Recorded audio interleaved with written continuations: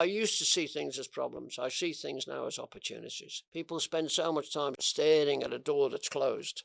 They miss all the other ones that are open around them. There's lots and lots of opportunities. Change your mind. Don't have a fixed mindset. Have a growth mindset. Opportunity knocks.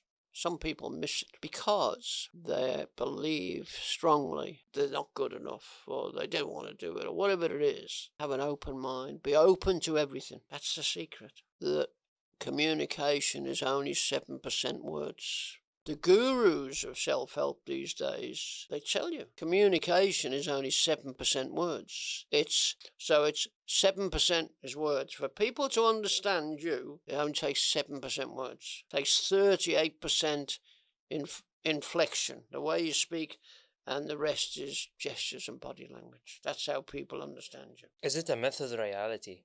That's a myth, but people have believed it, and the marketers have produced it, and you can hear people on YouTube talking about it, top speakers, but it's a myth.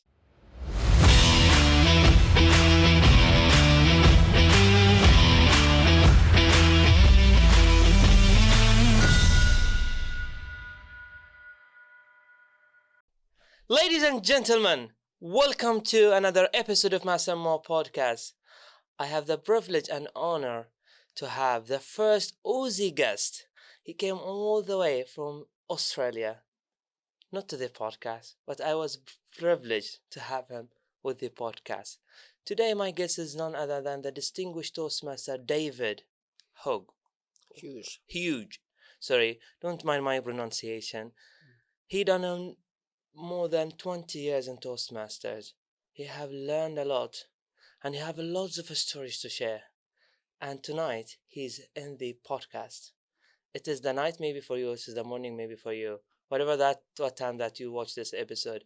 If you watch this episode for the first time, please do subscribe to this channel because it does help big time.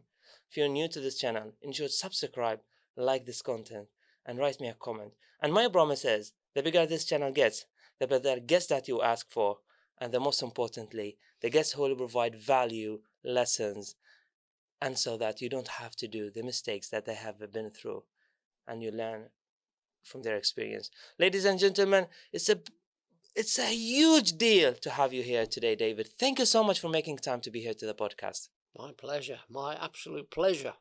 My absolute pleasure. It's been, as I say, total surprise for me. I came for one thing. I've already done two things, and now I'm doing this, and then tomorrow I'm doing something else, and then I'll be waving goodbye to my friends here. But I've never done a podcast before, excuse me, and this is just great. And some water. Yeah, this is just great. You can feel at home. Well, I want to first talk to you because you said this is the first time coming here in Bahrain, right? Mm-hmm. So what you heard prior to come to Bahrain? You can have your water. That's okay. While I ask the question. Sure. David, I want you to be comfortable as you can be. Oh, I am really. So prior to come to Bahrain, what did you hear about Bahrain, and what are the things that? It's even Mohammed, the person who invited me to come, I don't think he's aware. He may be aware, I may have mentioned it to him the other day, because when I was a child living in a small village in Wales called Saltney, near Chester, which is a Roman-built town, I was a little boy living next door to a family, and their father had worked in Bahrain. And he'd come home on weekends on his leave months later, and he'd bring leather goods like stools and camels and bits and pieces from Bahrain. We used to jokingly call him the Shah of Persia, and it was done in a kind of derogatory way because the guy was stressed, tired, used to drink a lot, and it wasn't nice to know when he got in a bad way. But years later, I wanted to know what Bahrain was about. I've always been interested in countries and geography and other things. And so really what I wanted to do was just look around the world. I never thought I'd ever travel around the world. It was kind of a bit of a dream. But then I got into Toastmasters and met some people. And that's why I'm here today. I met Mohammed in Sri Lanka 6 years ago at a conference. He gave a keynote, and we just seemed to hit it off, and we were getting on well. And he said, "Oh, I'd like you to come to Bahrain." I said, "Tell me about Bahrain," which he did. I said, "I promise you one day I will come to Bahrain." I'm here 6 years later. I love how you put it, because you said I came here for a purpose, and then I did the second, and now do the third. So what was the second thing that you did? Well, I went to Bapco to a Toastmasters meeting, and I was speaking to some of the members. I really didn't know I was going there until I arrived here, really. And it was great to meet the people in their part of the world. It was great to see the experienced Toastmasters. It was great to see new Toastmasters. It was great to see people were looking at Toastmasters to perhaps join Toastmasters. And it reminded me of me when I first joined Toastmasters. And I know the benefits of the organisation. I really do. I've been fortunate. I don't know what it is exactly. I don't believe I would have had the opportunities in life that I've had I not been a Toastmaster. And believe me, I never set out to be a distinguished Toastmaster. I never set out to be a leader. I never set out to be a traveller. In fact, what I set out to do was improve my own communication skills, because of a manager told me once I spoke too quickly. And I used to speak at somewhere between 200 and 320 words a minute. They think Indian people speak quickly. David Hughes in those days spoke very quickly. And most people didn't understand what I was speaking about, because I wasn't speaking for their benefit. I was speaking for my own. I was enjoying speaking. Now I speak around 100, maybe somewhere between 100 and 150 words per minute. I don't use filler words. I don't make sounds in between sentences. Toastmasters gave me that. I'm not always clear to people because of accents and dialects, but at least what I do is I get engaged with conversations. I enjoy the people I'm speaking with, and I speak, I believe, in a way that I enjoy, they enjoy, and they tell me that they get something from what I talk about, anecdotes. They take some of the things I say. Can we use this? They say to me, and I say, fine. You know, I don't own this stuff. I've learned it. I am who I am because I've stood on the shoulders of giants, and I'm the luckiest man alive because of that. I really am lucky to be where I'm at. I do workshops myself. I speak to corporations and other places. And it's all come about because of an opportunity which I thought was a problem for me. I couldn't sing, and so I became a recluse. I learned about the world. And then a manager told me one day, David, you need to do something about the speed in which you speak. I didn't think I had a problem, but clearly I did. Toastmasters has fixed that problem. So I've been lucky on two counts. So if I stop you on this thought, if I could pause you on this thought and bring you to that day where he told you, David, you speak too fast and I can't really understand what you're saying, would you be, first of all, would you be offended when he said to you that? Strangely, I wasn't really offended because we were actually in a hotel having a drink, and it was after a long project. But when he said it, I was surprised because after 4 years working for him, he'd never mentioned it before. It just happened that one night in the pub after this project. And he said, he and the managers above him, I was a middle management, at the top of middle management. He was a senior manager, and he was talking about the general manager and the CEO when he was telling me that.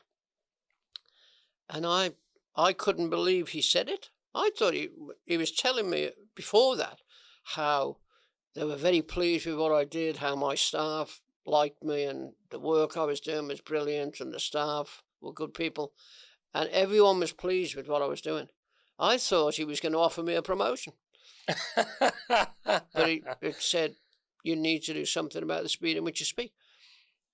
And then he told me to go to Toastmasters. And so I went. And it's made a huge difference to me because now I've spoken in 7 or 8 countries.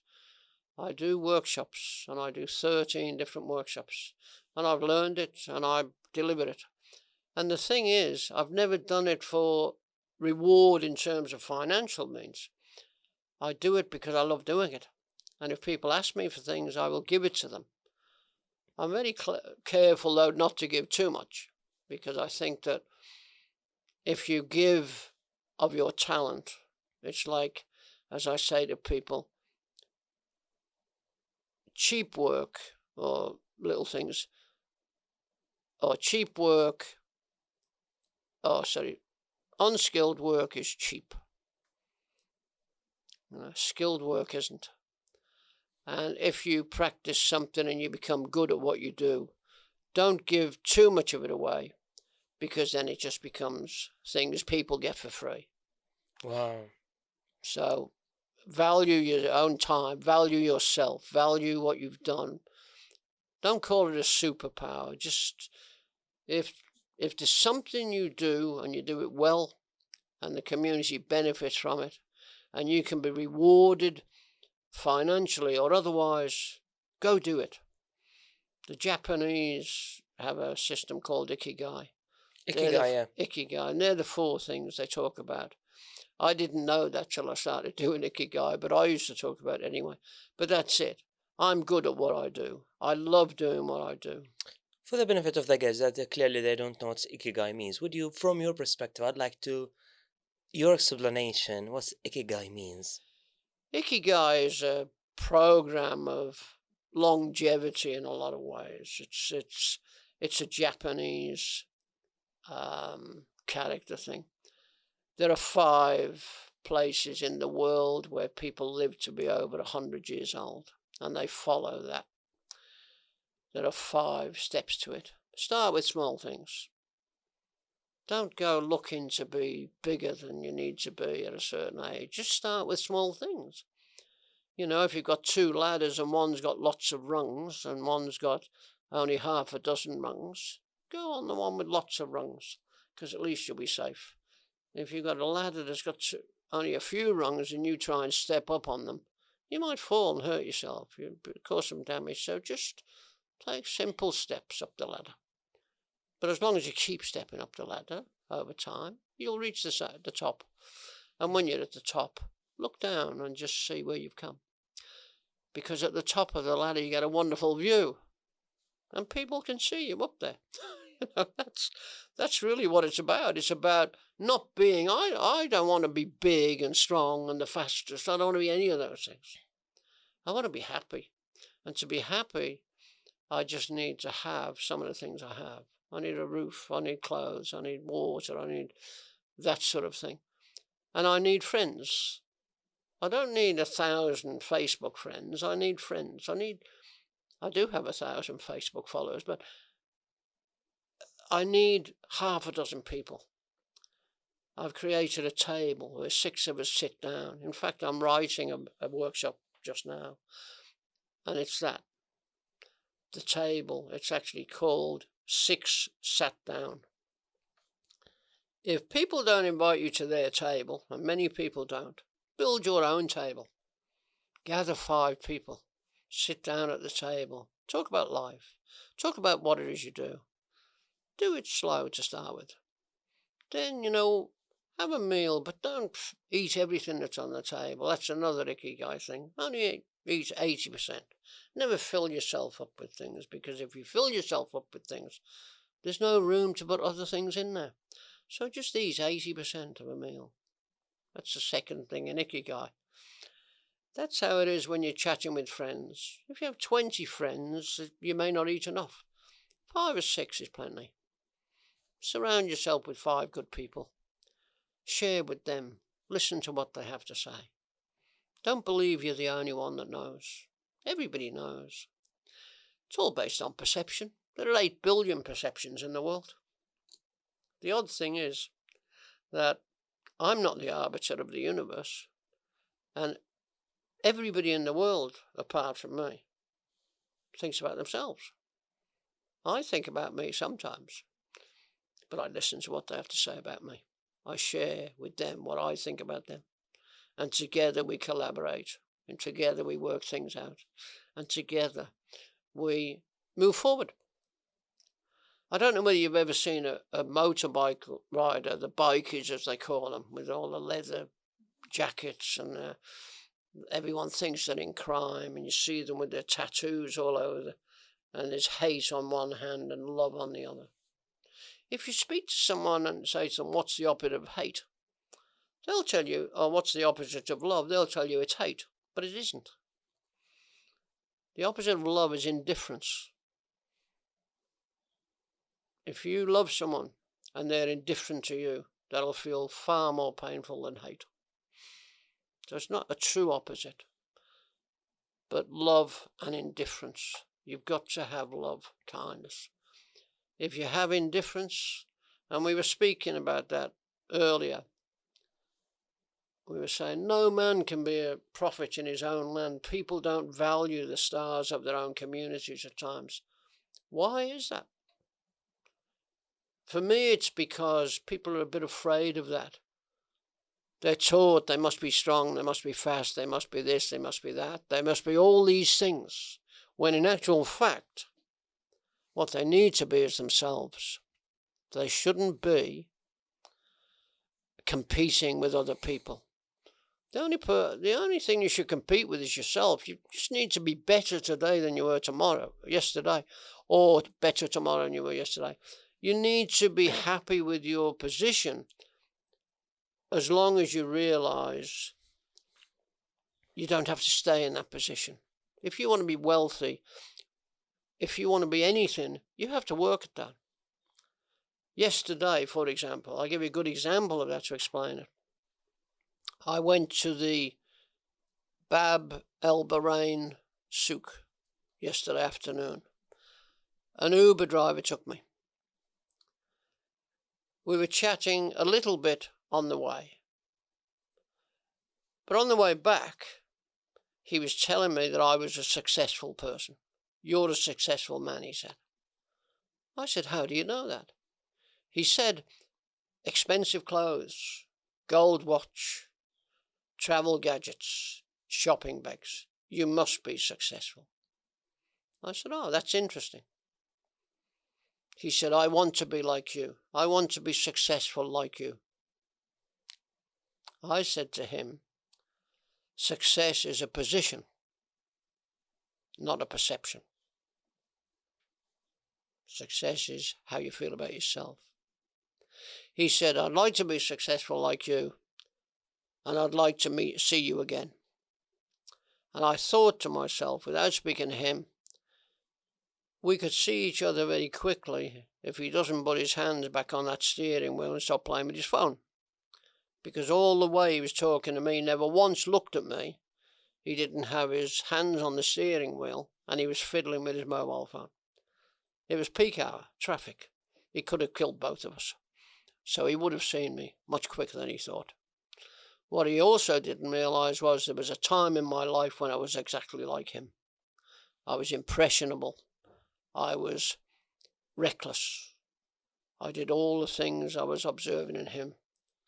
I didn't used to look at people when I spoke to them. I spoke for my fun, not theirs. And so that's how it was for me. Interesting. It is really inspiring to hear these stories, and it's kind of weird a little bit to have like in-depth conversation with someone, and I kind of have an understanding of his perception. Why on earth he would say to you this, and what made him excuse me, sorry, I have just Sure. So I was saying, what made him to go to that depth with you in an Opera driver is to take you from diplomatic area to Manama Souk, which is not fairly far away. What made him go so deep in that conversation? What are the parameters in his understanding that allows him to go that depth? Is it like because you come from Australia? Is it because you... I God knows what was in his head in order for him to drive that conversation and ask you a question that has stood with you, and I think it will have stood with you for a pretty long time. Yeah, I think it's that it's the measure of many people who look at other people and make up in their mind stories that say this person is successful without knowing my background, without knowing any of that. Mm. And they see, if you like, almost a snapshot of a person and perceive that that must be this because it's their perception of what a person needs to be successful. It's a bit like, how we idolize movie stars or rock stars and things like that. Mm. What is it that makes us idolize these people? Because we don't know their background. Yes, they're making records and they look glamorous on a stage. Something that nobody knows in Toastmasters that I don't tell them very often. I was at Liverpool School of Art for 5 years. Liverpool School of Art was also the printing college. So the same building, but it was art, people doing their degrees, Bachelor of Arts and things, and people doing apprenticeship printing and learning all the skills of typographical design and letterpress, type and hand setting and so on. John Lennon was at Liverpool School of Art when I was there. John Lennon of Beatles fame. Oh, really? For the benefit of the guests, because I don't know him, by the way, sorry. John Lennon was in the Beatles. So he was part of the five guys? He was part of the four guys. Oh, the four guys, sorry, I don't know. Because there is, and correct me if I'm wrong, there is kind of marine, because I was also studying in England, and that's an interesting story that we talk about maybe later in the show. If I'm not mistaken, there is like a statue near the water. I mean, there is a kind of museum, like marine museum, and there is a statue of four people. I think this is the Beatles. Yeah, there's a bronze statue of Liverpool, in Liverpool. Yes, in Liverpool, yes. Well, I went to the School of Art there. John Lennon and his wife, Cynthia, were at the same college. So have you met him? I've met him several times. Several times, all right, that's nice. But we were, again, you see, to me it's serendipity, it's that kind of coincidence of life. I went to college from 1959 to 1965.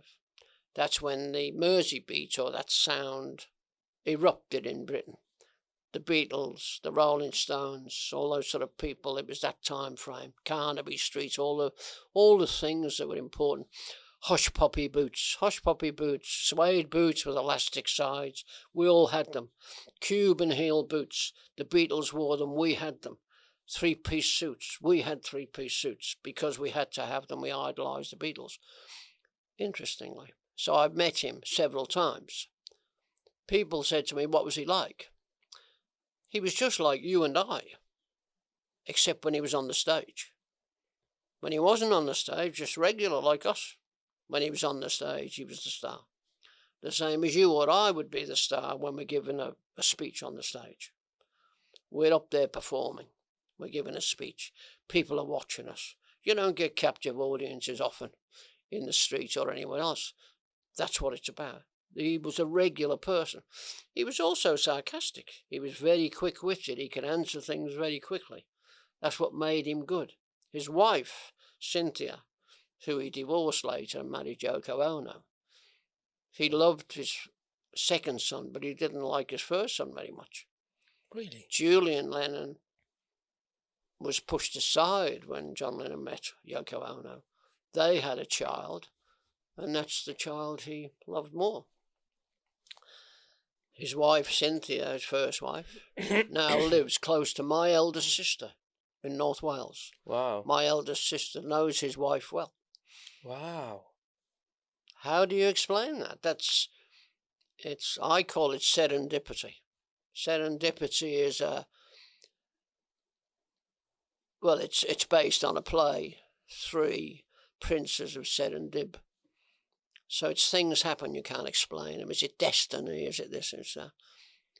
And let me give you one more story about it to explain that, and I still can't understand this. I have this image in my mind, a kind of belief that there's a kind of invisible thread that runs around the world, connects us all in some way. Some people call it religion. I call it my infinite invisible. Something up there that I can't explain that makes these things happen. I was in Chester recently, in the UK. I went over there to see my family. I was the only one that escaped my family because I moved to Australia. All the rest of my family live over there. In UK? In the UK. All right. So I went back to see them. I have two elder sisters, and they're both in their mid-80s. So I went back to see them.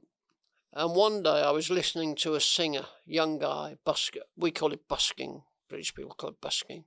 He's in a street surrounded by people. He's not necessarily getting paid, but taking donations in a hat. And he's singing. Marvellous singer. Welsh singing, a tenor. And there was a lady watching him, and she was doughy-eyed. She was in love with this singer. You could see it. Everything she did, you could see she was just enraptured by his singing. And I was standing next to her. And she said, I love him. I said, oh, do you know him? No, she said, but I've followed him and I've watched him. I said, I've seen him. He was on a TV show with Simon Cowell.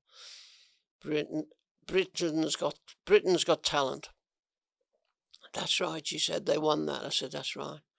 She said he's from a little village in Wales called Rose. And then she said, but you wouldn't know about that. I said, matter of fact, I do know about it because I was born in Rose in Clark Street. Oh, she said, well, he was born in Rose too. Was he? And she said, I'd love to meet him. I said, well, look, when he's finished his song, I'll go and ask him. And she said, you can do that? Of course. Of course I can. Wow, I wish I could do that.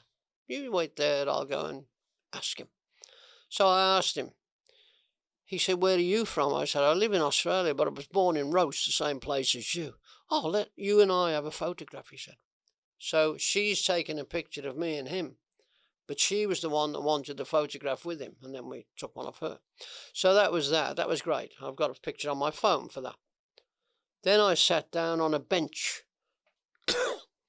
There was a gentleman sitting on the bench, and I said to him, are you from Chester? I am, he said. I said, which part? He said, I live in a little village outside of Chester called Saltney, but I lived in Top Saltney. He said, it's in two parts. And I said, I know, because I used to live in Bottom Saltney, and that's the Welsh part. Top Saltney is the English part. I said, where did you live in Saltney? I lived in St. Mark's Road, he said. I said, well, I know that road because my sister got married in St. Mark's Church on the corner in 1954. I said, I used to go out with a girl in that street. Barbara, her name was. They were a Maltese family. I said, and she had a brother. He used to play the bugle in the Blue Coat School band. He said to me, was his name David Aspinall? I said, it was. He said, that's me. I hadn't seen him since he left our school when he was 14 years old. I met him sitting on that bench 65 years later, 5 weeks ago. Wow. That is, I don't know how that happens. It's time and place. What's happening here today is time and place. What happens at the book launch is time and place. I was in Sri Lanka. Oh my God, I got the goosebump when you said that story because the curveball of the end of the story was unexpected, unexpected. And you're totally true. From my perspective, if I can add to this, David, is that I believe that the world is really small somehow. This is huge, but it's small at the same time.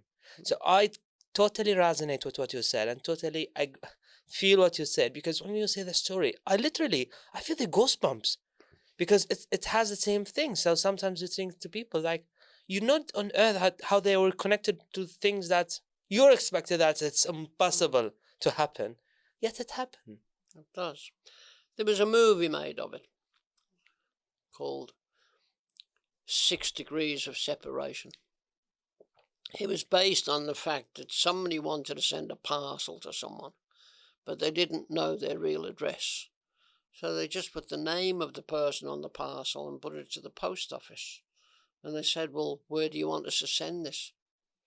Well, I don't know the person's address. I just know they live in America and I live in this particular state. And I'm just taking a chance that you might be able to deliver. And that parcel went to 6 different people before it was delivered to the person it was addressed to. So they called it 6 degrees of separation. Today, that separation is 2.47 degrees. So the world is still the same size as a planet, but it's actually getting smaller in terms of connection. And I think that what's happening is technology is speeding it up. There was a time when we had time to think about things, whether it's paying bills or doing all sorts of things. But technology is speeding up things. Let me explain that in another story for you. Sure. In 1976, I was in the, long time ago now, in 1976, I was in the research laboratories for Telecom Australia. That's the organisation that used to run all telecommunications in Australia, and I was working for them. And we were at the research laboratories talking to engineers, and we were looking at the changes that were going to come with technology, how it was going to be done and so on. And an engineer said to me, David, there'll come a time when no matter where you are in the world, if you're walking in a building and a telephone rings, it'll be for you. And I looked at him and said, you're crazy. That can never happen. That was in 1976. So that was 48 years ago. You walk through a building now and a phone rings, it's probably in your pocket. That's what's happened. Artificial intelligence is creating a bit of fakery. It's like when they split the atom. When they split the atom, it created something that was never been seen before, and it was for good. It was going to be great, but it also created the atomic bomb, which wasn't so great. Every new invention has a duality. The thing that created what we have today is when they invented what's it called, in telecommunications, the transistor. When the transistor was invented, that made all the difference in telecommunications. Because before that, it was all valves and things, big, everything had to be big. The transistor created miniaturization. And with miniaturization, it also gets speed. So there was a time when if you made a phone call from Bahrain to the UK, for example, it used to go through copper wires and other things. Then we had satellites, so a phone call will go through a copper wire, it'll go up to the satellite and down again.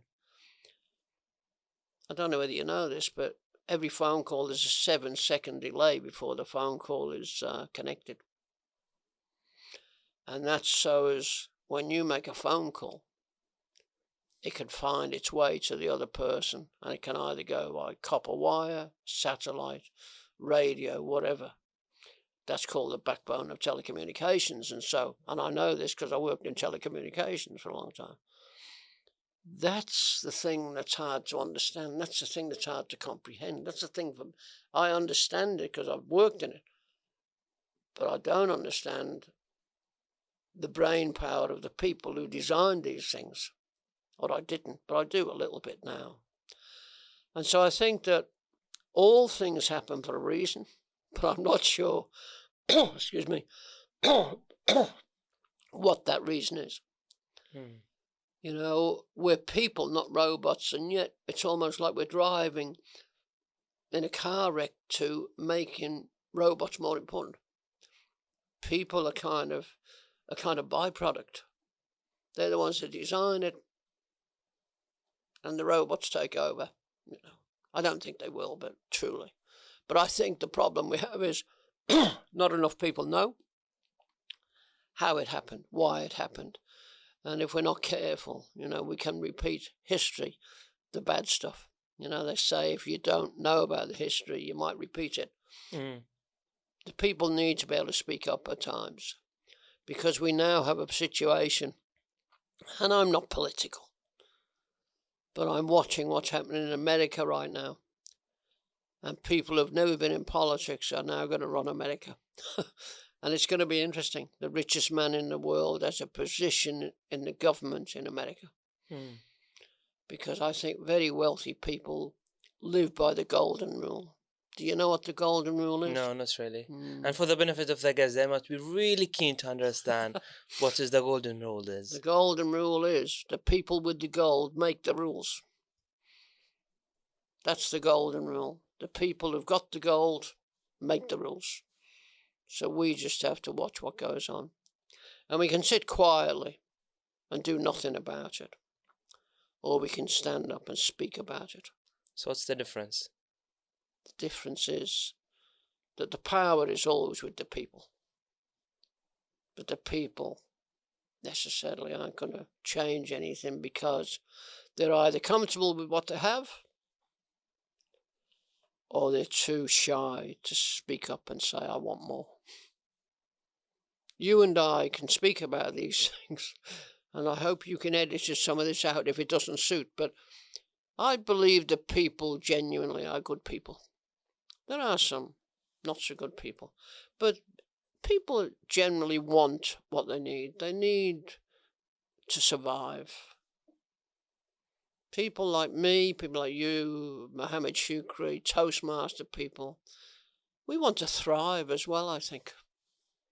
Why would we spend years learning something if it was just to say to people, I learned this? It's to make a difference to ourselves. Do you agree? I'm a communicator and I'm a servant leader. That doesn't mean I'm subservient. I believe in service to the community. I believe in service to other people. So I'm a servant leader. I do it because I want to serve other people. In fact, I have a business card that says that with my tagline. We serve ourselves best when we're serving others. And the more you give to the community, you get paid in karma or whatever, but you're not doing it because you want something for it. You're doing it because it's kindness, it's those sorts of things. I'm not a religious man. I say that, even though I was brought up until I was 15 Catholic. And then I left.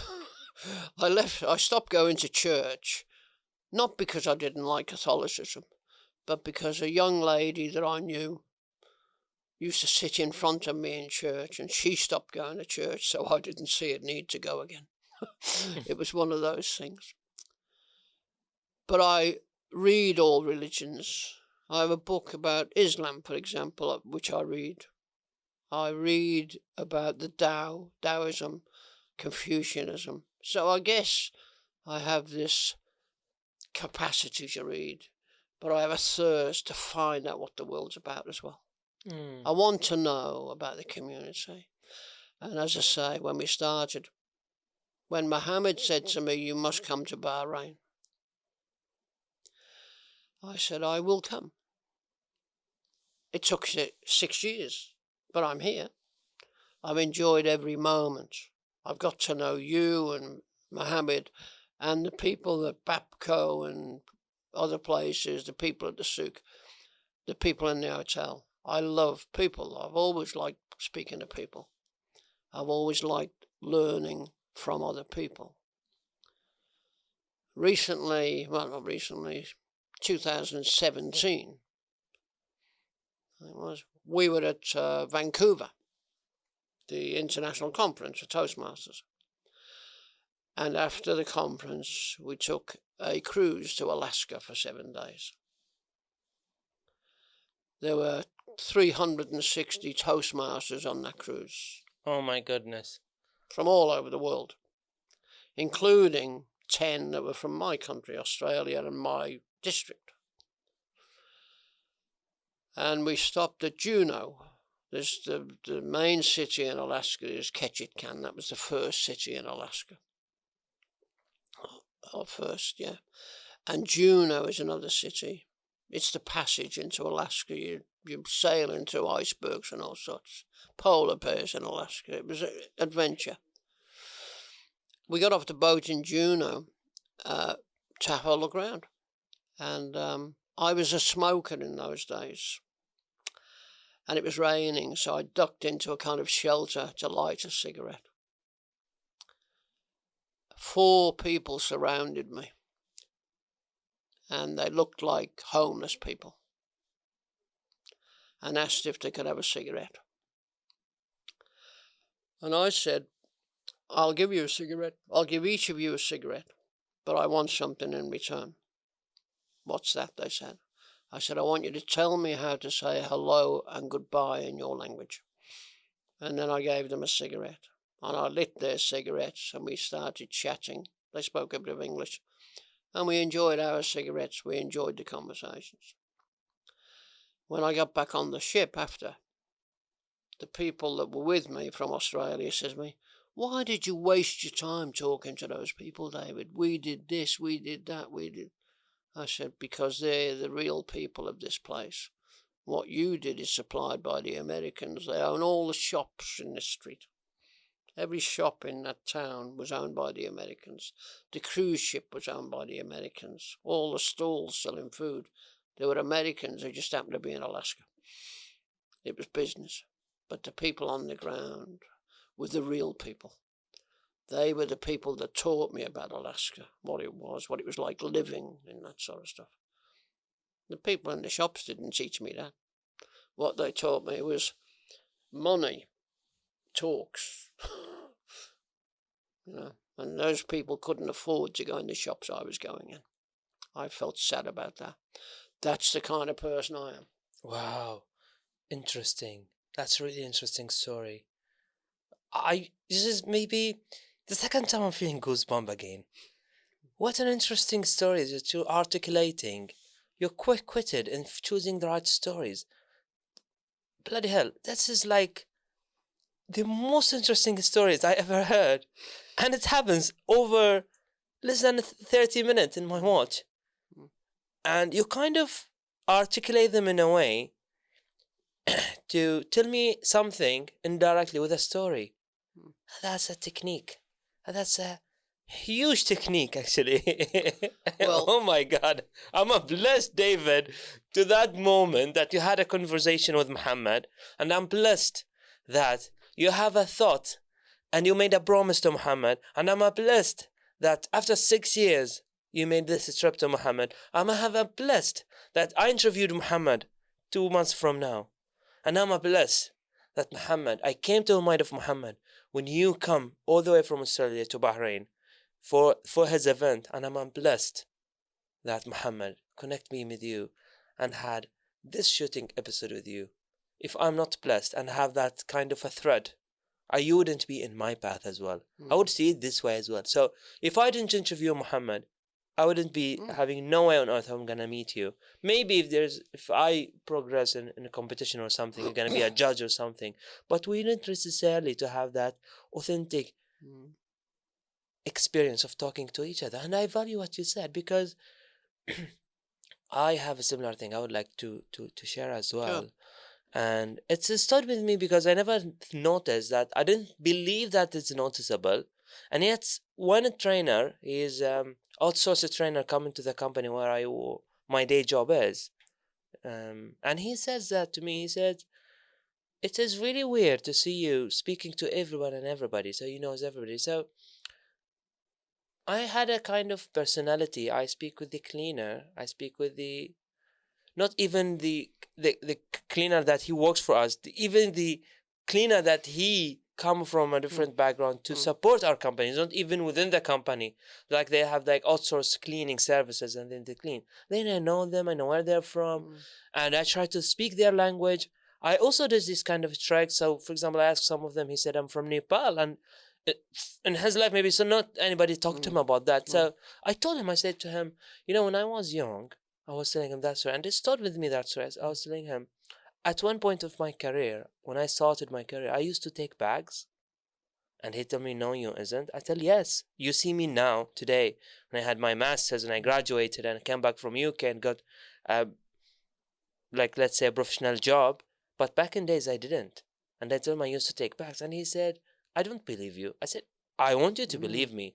How old are you? And he said 20. And I told him, you're 20 years old. When I was in your shoes, when I was 18, 19, 20, these years, I used to take bags.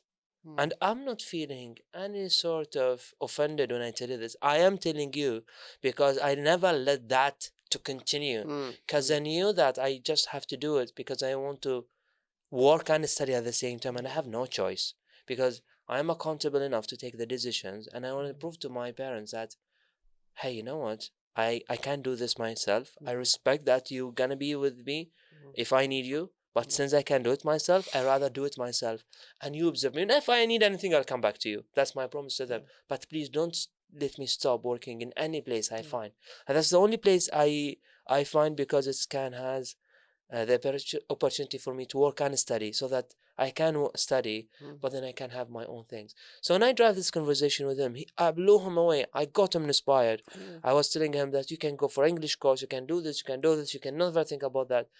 And that really linked what you said because that same story when you mentioned and going to smoke with these three gentlemen in Alaska, because you were thinking about the authentic experience that you want to learn about something. And the best thing to learn from something is to learn it through the eyes of locals. That's right. Where they don't think they were fancy going to the shops, have shoppings from shops that they might not find elsewhere. Like, I can imagine the 10 Aussies that were there. Like, yeah, I'm going to do this for my wife from all the way from Alaska. This is really nice. But I don't think that resonates with you because what most resonate with you is that the same authentic experience when you have dealt with real Alaskans people and talked with them. Right. Perhaps that's the inspired thing that they thought they percept or they in their perception that they had fun by chasing some goodies and stuff to get back to Australia. Hey, this is from Alaska, but they wouldn't really value what you said, and I value this, by the way. Good. Yes, that I think that's the thing. You know, it's people connection is important to me. And again, it's that thing about. I'm not really sure why that is. It's not like that I practice it. It's just that it seems to have developed naturally for me. But I think it developed out of a kind of need to be not the person I was when I was so disappointed when I couldn't sing anymore in front of crowds. And it took a long time from when I was, say, 14, when my voice changed, to when I was, I don't know, probably in my 40s, when my boss told me about the speaking thing. Oh. And then, so it was taking a long time when I became a bit reclusive, and I haven't mentioned it, you know, because when I was at school, I had a kind of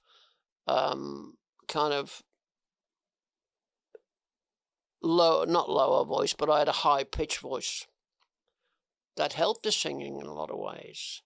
But then it became a bit of a burden because my friends had deeper voices and things like that, and so I was sort of seen as a little different.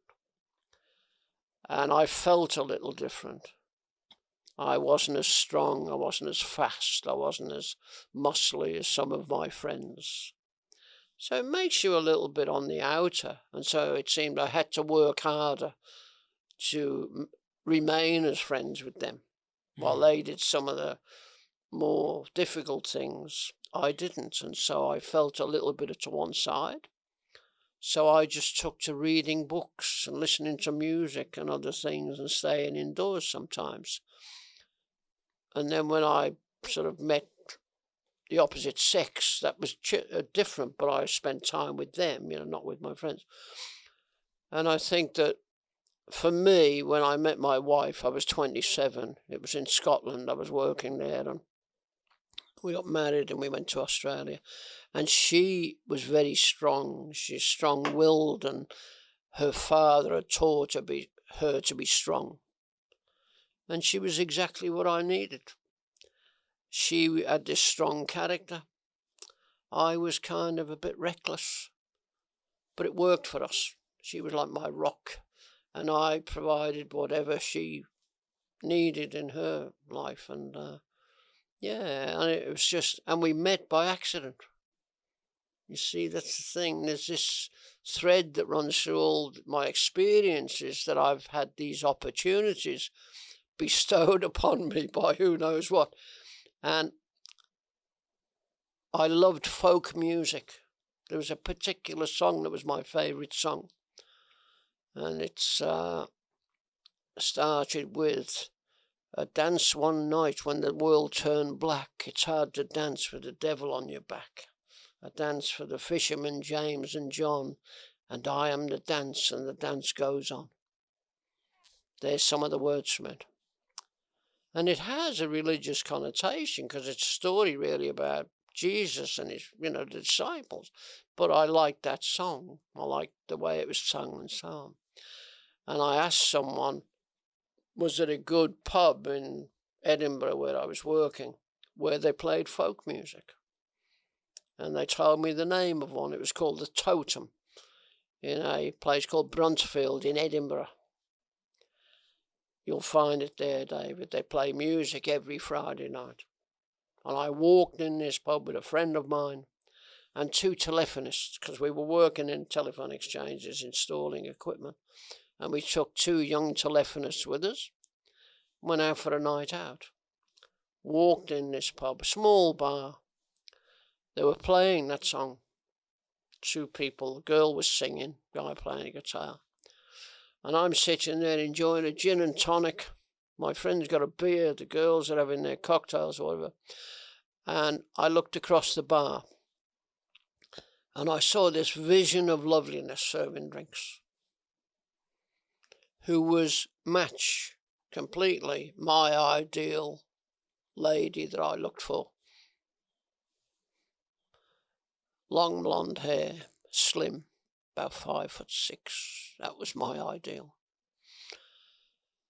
And I just couldn't take my eyes off her. Even though I was with someone else, I couldn't take my eyes off her. And when I went up to the bar, I asked her if she would go out with me. And she said no. And I went the next night and asked again, and she said no. And I did that for 29 nights. Every night except Sundays. They weren't open on a Sunday in Scotland. But on the 30th night, it was my birthday. And I said, look, I'm with these people, working with them, but I don't want to share my birthday with them. I'd like to share it with you. Please come out with me. So she did, and I took her to a French restaurant in Edinburgh. And then I bought tickets for the concert. I don't really remember. The Olympics I think they were in Montreal or somewhere, and there was a group called, you wouldn't have been born then. No, Sorry, I wasn't you born weren't by born then. Emerson, Lake and Palmer. They recorded a tune especially for it, called The Fanfare of the Common Man. Fanfare of the Common Man. Common Man. Fanfare of the Common Man. Emerson, Lake and Palmer. Canadians. And they played the organ and pianos and different things. And I took my Nancy, who became my wife, to that concert. And while we were there, I'd only known her a couple of months. And while we were there, I asked her to marry me. So from the night she came out with me till the day we got married was less than 7 months. Wow. And I said, I want to go and live in Canada. I'd like to migrate to Canada. And she said she had lived in Australia as a small child. And then they'd gone back to Scotland when her parents broke apart. She said, I'll marry you only if you take me to Australia. I was in love, and I said, of course I will. And I said, we'll go there for a couple of years and then we'll go to Canada. That was in 1973. I've been in Australia 51 years. My wife has died 9 years ago. Oh, I'm sorry to hear that. Oh, that's fine. But I've been to Canada now. It's the way things work. Who knows why? It's very sad that she died, but it took a long time to get over that. But that was 9 years ago. Life has to go on. I now have a son who's got a child and he's married, so I have to be strong for them. So that's, as I say, it's this kind of thread, I don't know how that works, and I don't want to know it because it's always been good for me. So sometimes when you know how things happen, it stops you doing the things you want to do. You know, I just love the life I've got. I can travel. I mean, look, how many of my friends will ever come here? This place mesmerizes me. Manama. And today, having breakfast on the 24th floor of the Ibis Stars, you get the perfect view across this whole place. The sun was shining. I was looking at those towers and the buildings. I'm thinking, gosh, who could believe that you could live this kind of lifestyle? And it's not that I'm, a millionaire. It's just that I live a lifestyle that I enjoy. And it seems that the people I meet enjoy me living that lifestyle, which is great for me. And I do the same for people who come to Australia. And a little secret between you and me is that Mohammed Shukri will be coming to Australia next year as my guest. That's how it works. Not for any other reason except I want that. The same as he wanted me to come here. It's not about money, it's not about business, it's about friends getting together. That's what it is for me. I completely in love with that, and I completely agree with that. And I'm really, really sorry that this thread of thought bring us to this kind of things, because I never imagined that we would go that deep, honestly. No. But I would love to take you back to rewind the story, so Sure. to have just a bit of understanding. Sure. Now, you clearly mentioned that you had an ambitious, you had dream I did. to be a singer, and then you found yourself good at it, and you spread the word to your friends, and then you kind of believed in yourself and pushed yourself from comfort zone, and you lived with that for a period of time. And then after that, when you reached 14s, and then you correct me if I'm wrong later on, Yeah, no, that's you reached 14 where your voice changed, and you faced the setback of not being who you are. And instead of fighting this, you just isolated yourself. You read more, you kept yourself indoor, and you didn't want really to go out. From the age of 14, you changed that till age of 40, where you started your Toastmasters, first of all. So I'm talking about almost 25 years in between that you held on your talent, yourself, and everything else, because you believe that if I wouldn't be a singer, I'll just be a regular dude, roaming around, travel, work here, find an experience there, interestingly choosing your thread. Now my question for you, if you can rewind that to the moment that your boss told you that you need to be in a Toastmasters, do you recall your first meeting? I do. I recall it really well. The first time I went to Toastmasters, we're talking now, it was in my local town, Frankston Toastmasters Club.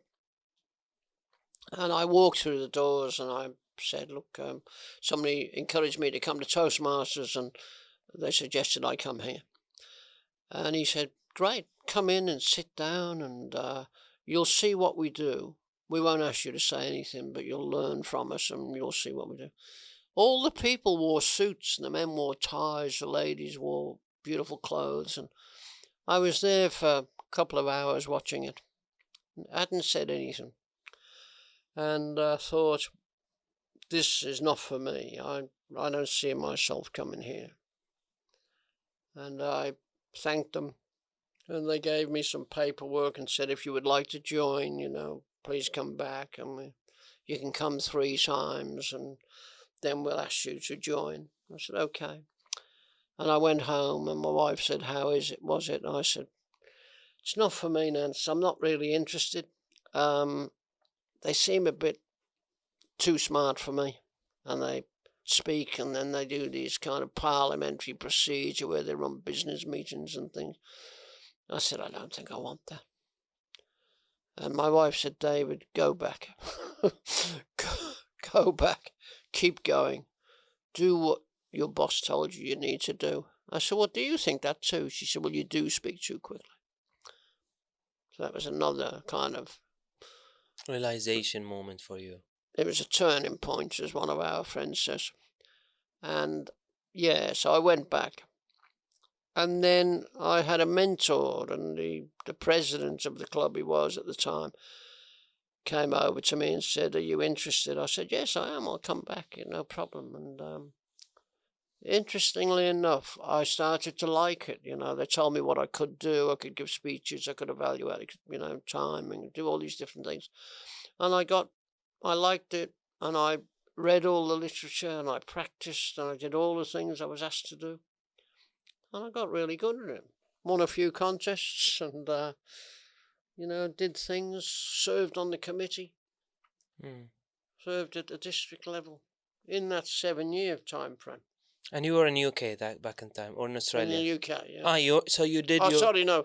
I was in Australia then. So you have these 7 years in Australia. You did your first experience Toastmaster in Australia. Yep.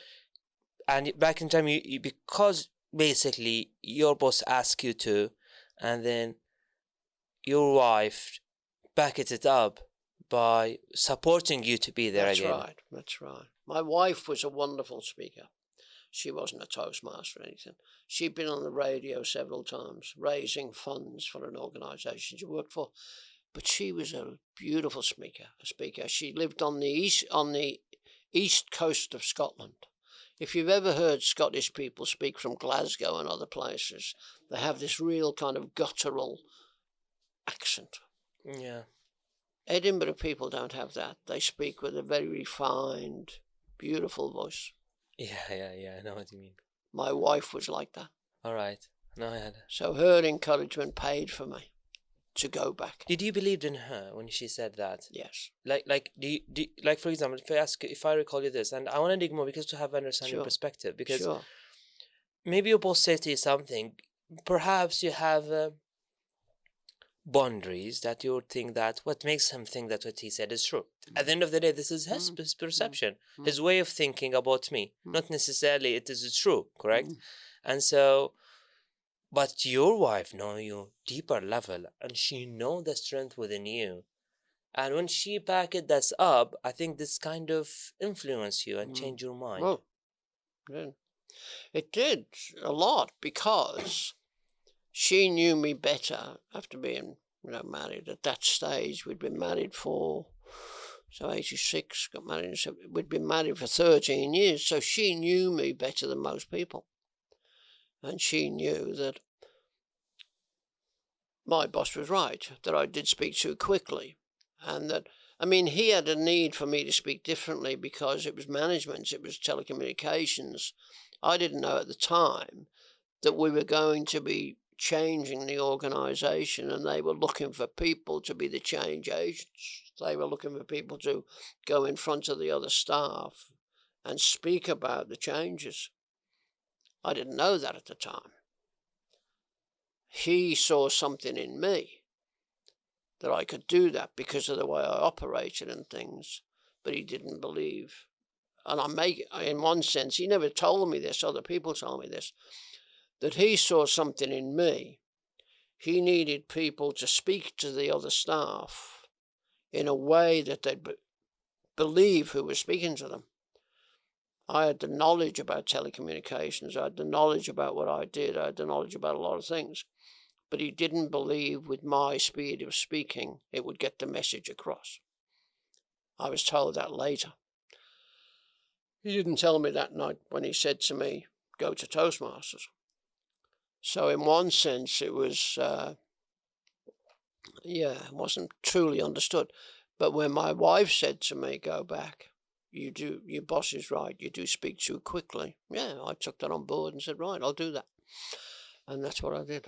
Is it out of challenge, or is it you want to please her, or you want to? It was both. It was both. She knew me, and I was afraid of it. I wasn't afraid of her. She knew me. She said it, and I believed she was right at the time.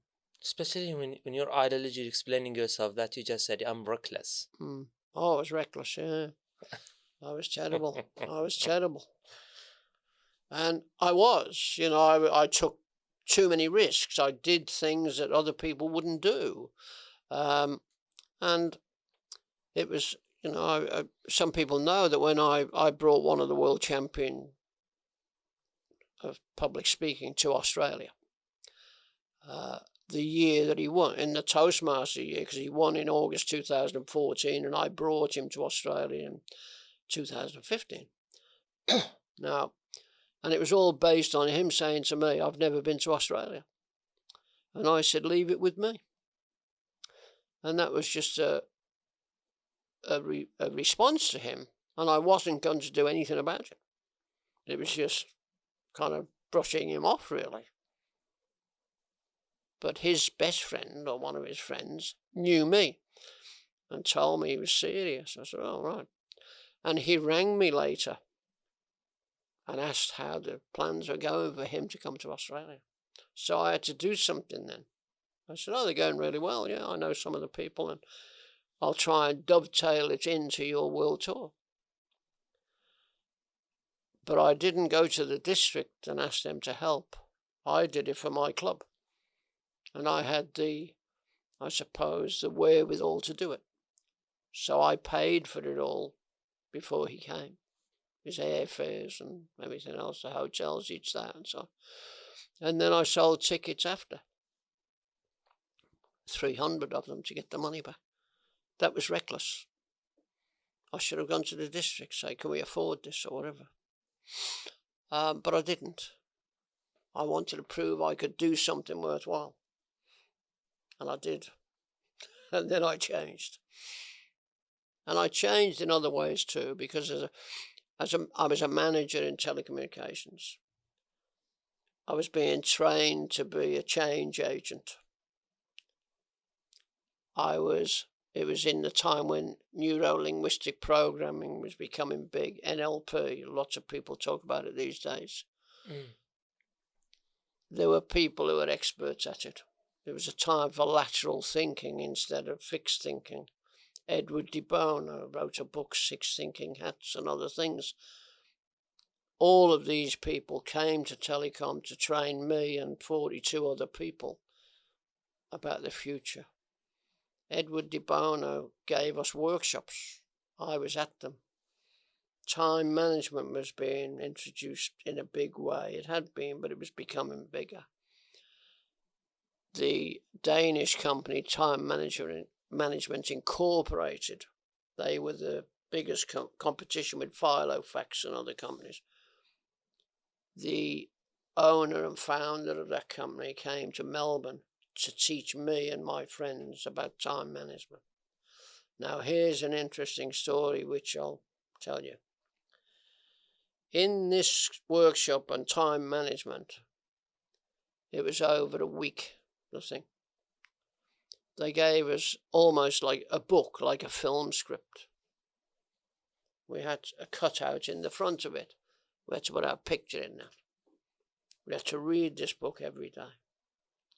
Our key performances, the things we're going to be doing, how we're going to spend our time each day. And we had to do it religiously. So major activities, block them off, how much time you need for this project, that project. Look at the little activities, decide whether it was worth doing or giving them to, all this sort of stuff we were taught about. And then we were asked to write down 5 things that we wanted in the next 5 years, personally. 5 things we wanted in our lives. I was still pretty impressionable. I was 40 years old, but the 5 things I wanted were all things that would please me.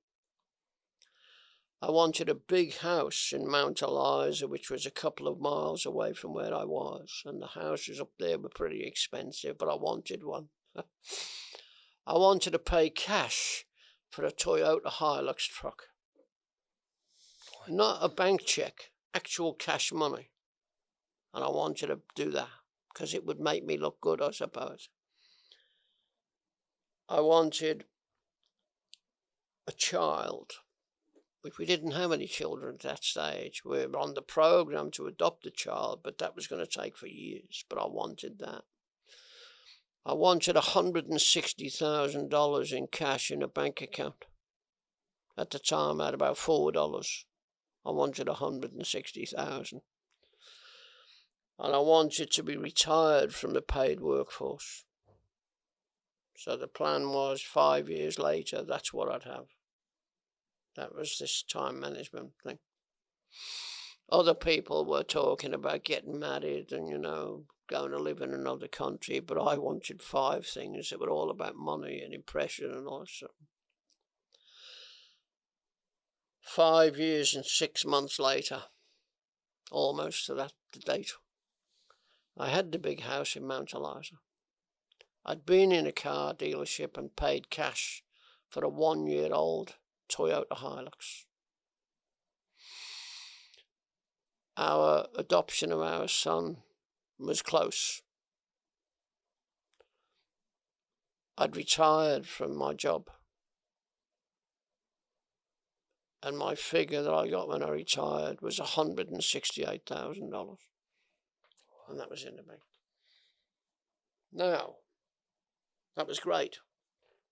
But 5 years later, none of that mattered to me. And I don't live that lifestyle now. Because we did things, my wife and I. Our son came along. We went to Central America. We had a big holiday in Hawaii and America and Disneyland and all these things. Take our little boy there. We helped our son. We became more interested in family life. And the outgrowth of that is who I am today. And I must say this. I am today who I am because of all the people around me. I think that's the same for everyone. We are. We are part of a community. Because this is so deep, and let me interrupt you on this because I want to just to dive into this topic because there is multiple elements I want to dig in before we end this podcast. First is your way of, and I believe this, a lot of our listeners and viewers will resonate with this as well. We often believed in something that we want and we want to achieve. And when we really achieve it, we don't really think that this is the thing that we really want. And some of the things, it will take time and effort, sweat and tears, sacrifice in order to reach. But when we reach there, it is not anymore. I can reflect to the same stories that stood with me. So I don't recall which famous guy, but it was this case. And she was being in a podcast. I don't recall which it is, but I remember the exact story, how it happens. She mentioned that when she hit the rock, when she hit the stars, she reached the millions followers. At that time, reality, everybody was buzzing that she reached this stage. But in reality, she hit rock bottom by saying, I'm not happy at all. No. And that interviewer wasn't shocked because the perception of that, you can be, yes, I did it. Yes, I reached this. And she was, if I have the ability to have that magic to bring this, I'd bring them right now and to resonate with this because this is exactly the same thing that happened to you indirectly. And so she said, and I thank her for being vulnerable. Sure. Because imagine someone with her reach, someone with her huge influencing ways and had huge followers behind her back. And yet, she's so vulnerable to speak about it in public and said it in general public to know that we are a human. Sometimes we forget the element that we are only a human mix of emotions. Now, one thing I want to dig in about is that what makes you change your perspective from that 5 years to now? So before you did this, because you dreamt of getting the Hilux paid in cash, and you said cash money. Cash, yeah. You want to have that feeling. Check, yes, I want to have the check. And I want to reach this, and I have this 168,000 in my bank account, and then I have a big house, and then I have that and that. And then you don't realize that what you really need, David, what he really needs is not big travel holiday. Perhaps it's just a staycation on the beach in one of the beaches in Australia and have a luxury time with you, your wife, and your son. This is what you really need. But you didn't realize it in 5 years before. No. I was still chasing. It's that You're chasing, and it's. I think it's to do with kind of consumerism and advertising and marketing and everything else. And people chase things believing that that's going to give them the happiest and that's going to make them the happiest people in the world. What you find is it doesn't, because happiness is never coming from out there. Happiness has to come from inside. From within. It's an inside job. Yeah. If you can't, I was telling Mohammed just today, Timothy Galway wrote a book, The Inner Game of Tennis. Everything is the inner game. Anything that you know, accidentally you can get money, accidentally you can get, all sorts of things. But happiness comes from inside. You have to feel good about whatever you have. And, whether you take Maslow's theory of hierarchy, whether you take wellness, which is an industry now, whether you take every second person you meet these days is a wellness coach. It's almost like everyone's chasing this, whatever it is, and it's not there when you get there. It's wonderful to be at the top, but it's hard work. It's like the world champions of public speaking, Dhananjaya Hettiarachchi, for example, the first Asian to win that contest. He won it in 2014. Before that, it had all been Americans that won it. Mm. There had only been 5 people outside of America that ever won it, and all the time. Correct. You know about that? Yeah, and I think one of them is also a good time to give the credit for one of the people who we really, really admire, and hopefully that they heard the song, Mohammed Al-Qahtani. That's right. I think in 2016. He won 2015. 2015, the year after that happens. Two Singaporeans won it 2 years after that. So something had been broken. The glass ceiling had been broken. All of a sudden, people from other countries were starting to win this thing. And the Americans panicked. They truly did. They wondered why. They even panicked more last year. 3 ladies were first, second, and third. Something changed. People realised it's not just one group of people in the world. There's lots of groups of people in the world. I realised that myself some years ago. There's 8 billion people in the world. I'm not the arbiter of anything. But I want to get along with this. I want to get along with people. And I feel best when I'm speaking with people. So I don't need a bit. I do drive. I do have a car. I do have nice things. But my gold watch is not a real gold watch. It looks gold. And it's nice. It's a nice watch, by the way. It's a nice watch. However, it's the impression that it's an expensive watch. But it's not an expensive watch. It's just a cheap watch. But I didn't buy it to impress anyone. I bought it because I liked it. That's the difference. Previously, in those years when I was sad, it was because I believed you had to impress people in order to do anything in life. I was impressionable. I was angry that I couldn't sing because I had the promise of being a great professional singer. I was going to be,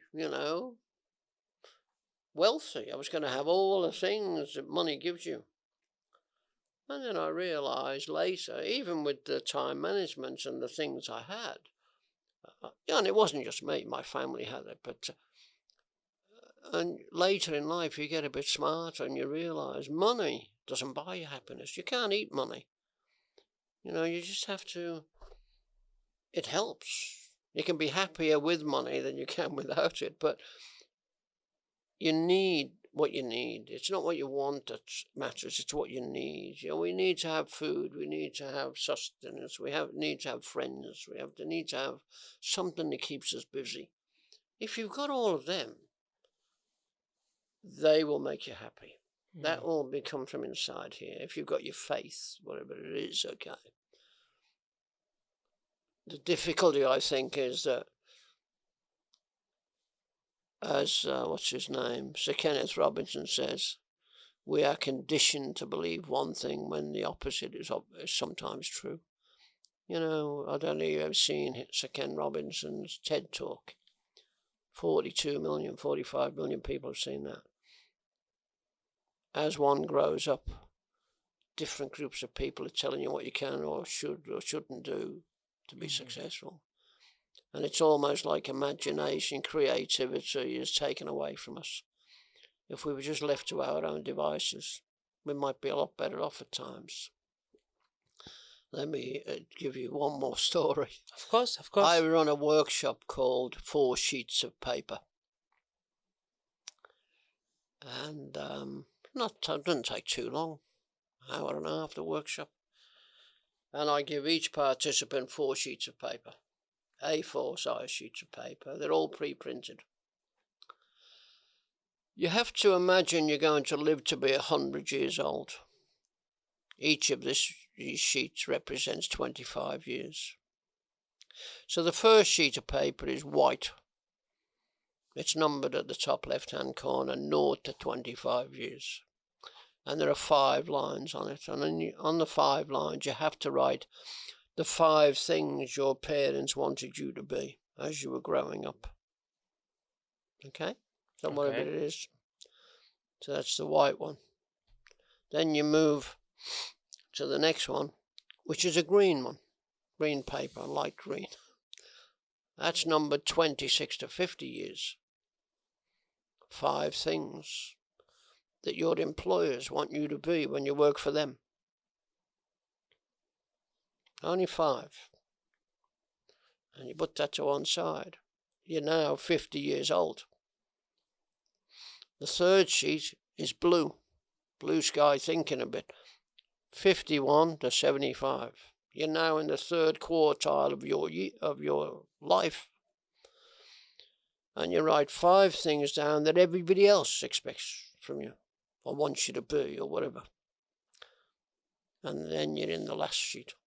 It's in red paper. 76 to 100. This is your final quartile of life. And you write down 5 things that you want for you. And then you take the first 3 sheets. You screw them up and you throw them in the bin. And hope and wish and maybe regret that you didn't follow that last sheet all of your life. Because that would have given you your purpose and your life and happiness.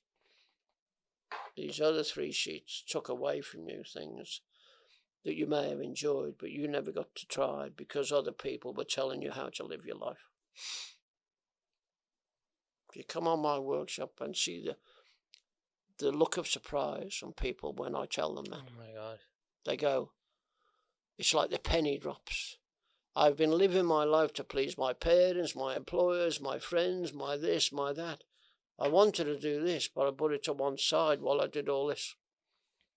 And perhaps maybe the life will not let you think about this. Yeah.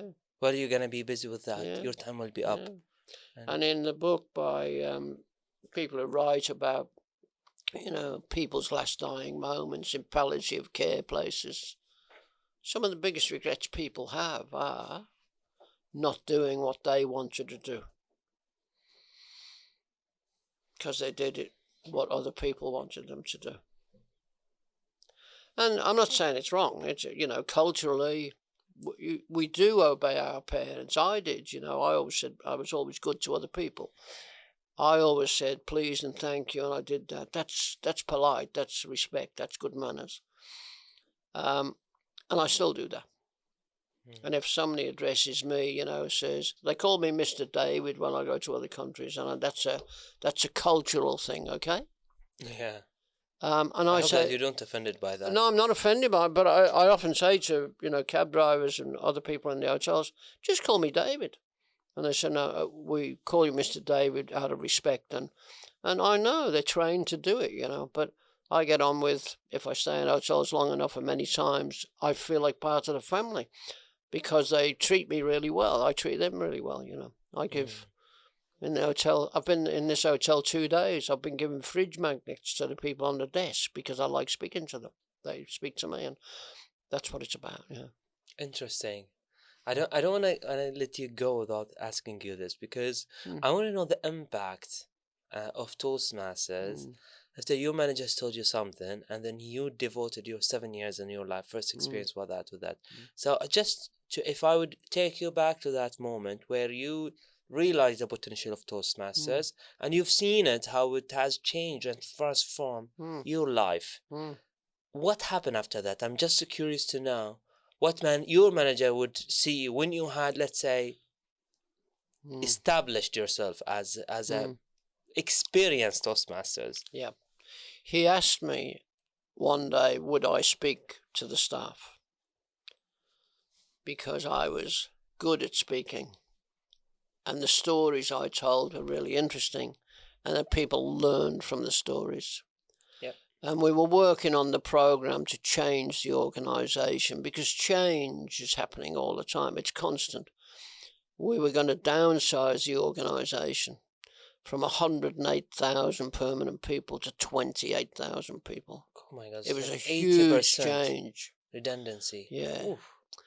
So we had to come up with a story about how we were going to do that. How did we speak to 200 people at a time from all different disciplines? Because we had engineers and technicians and lines, when we had doctors and nurses, we had scientists. But we had to have a story that we could tell in 10 minutes that everyone would understand. And my story was about, which I developed, was about Telecom Australia was like a giant oil tanker that had taken a wrong direction and ended up in a river in the middle of Melbourne. And it was a problem. It was full of oil. It was stuck. And we needed to turn it around. But in order to turn that around, we would have to take all the oil off it. Then we would have to reverse it back into the heads, as we call them, which is the big bay. Then we'd have to take it outside of that and turn around in the ocean. Then we'd have to bring it back. But we don't have time for that, because in a few years' time, we're not going to be public servants. We're going to be privatised organisation. So I said, so what we're going to do instead, we're going to leave that oil tanker where it is. We're going to pump all the oil out and take that away. We're going to move all the people who live anywhere near that place at least 5 miles away. And then we're going to fill it with dynamite. And we're going to blow it to smithereens. And replace it with little small speedboats. And if a customer in telecom has a problem with their phone line or anything else, that speedboat with one person will be dispatched to fix that problem for the customer. That's the future. If you are happy with that, you can stay, and if you're not, you will be going. And they all said, you can't do that to us, we're in the union. The unions won't agree to that. And I had to tell them we'd already spoken to the unions. We couldn't speak to the staff until we'd spoken to the unions. They'd agreed to it. We had to save the organisation. This is the only way we could save it. All the competitors were coming in. We had Singtel coming in. We had companies from Saudi and Dubai and everywhere else coming in to challenge the monolith that was Telecom Australia. We needed it to be lean and mean and agile. Oh, and there's also one other thing we haven't told you yet, we'd say. The salary you enjoy now in the new organisation, until we get there, will pay you 80% of what you're earning now. The other 20% will be performance-based. And you will meet our KPIs. And if you don't, we won't need you. And it was savage and it was ruthless, and I was one of the people telling them that. So I had to have a story that they would understand that had some urgency about it. Do you agree on that? I didn't like it. I didn't like it personally. And I knew that at the end of the project, somebody would tap me on the shoulder and tell me the same story. But I was prepared. You was prepared because you was a good speaker. I was prepared because I could see the future about what would happen to me, and I'd learned to be a good speaker through Toastmasters.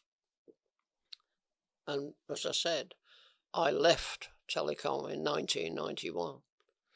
Oh my God, 1991, by the way, is the year I was born. There you go.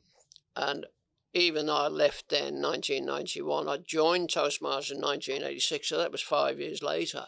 But I stayed on 2 years in Toastmasters even after, we adopted our child.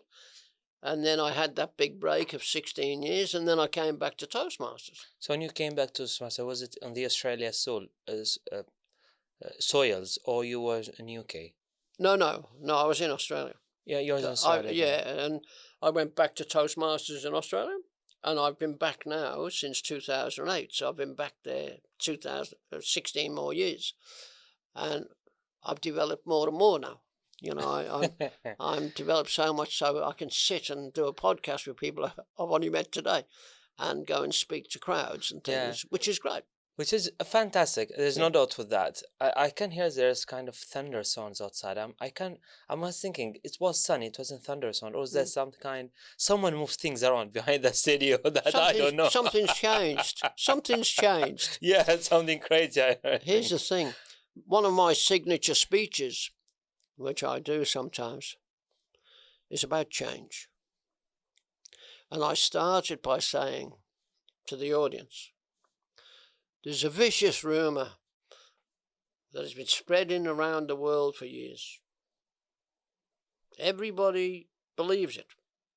But I'm here to tell you it's not true. It's a myth. And that rumour is that the thing that people fear most in life is public speaking. That's not what they fear most in life. But it is in the top 5.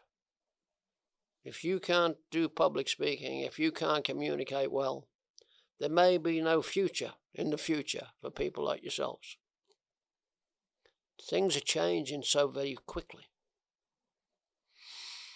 Maybe you need to do some public speaking, at least learn it. So what is these five things?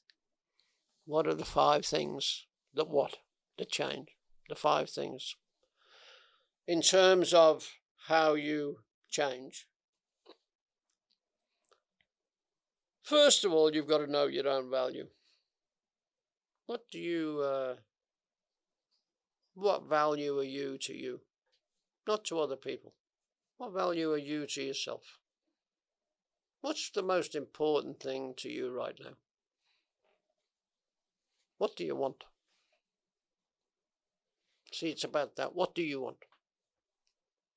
You ask people what they want, and what you know what people will tell you? What they don't want. When you ask someone, what do you want? I don't want this team of mine to mess up with this project. But you didn't ask that, you asked what you wanted. But he didn't listen to understand. He didn't listen to understand, and people generally don't listen to understand to begin with.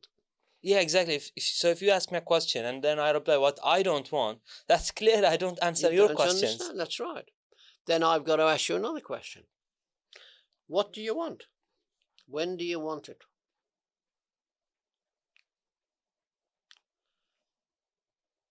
What are you willing to give to get it?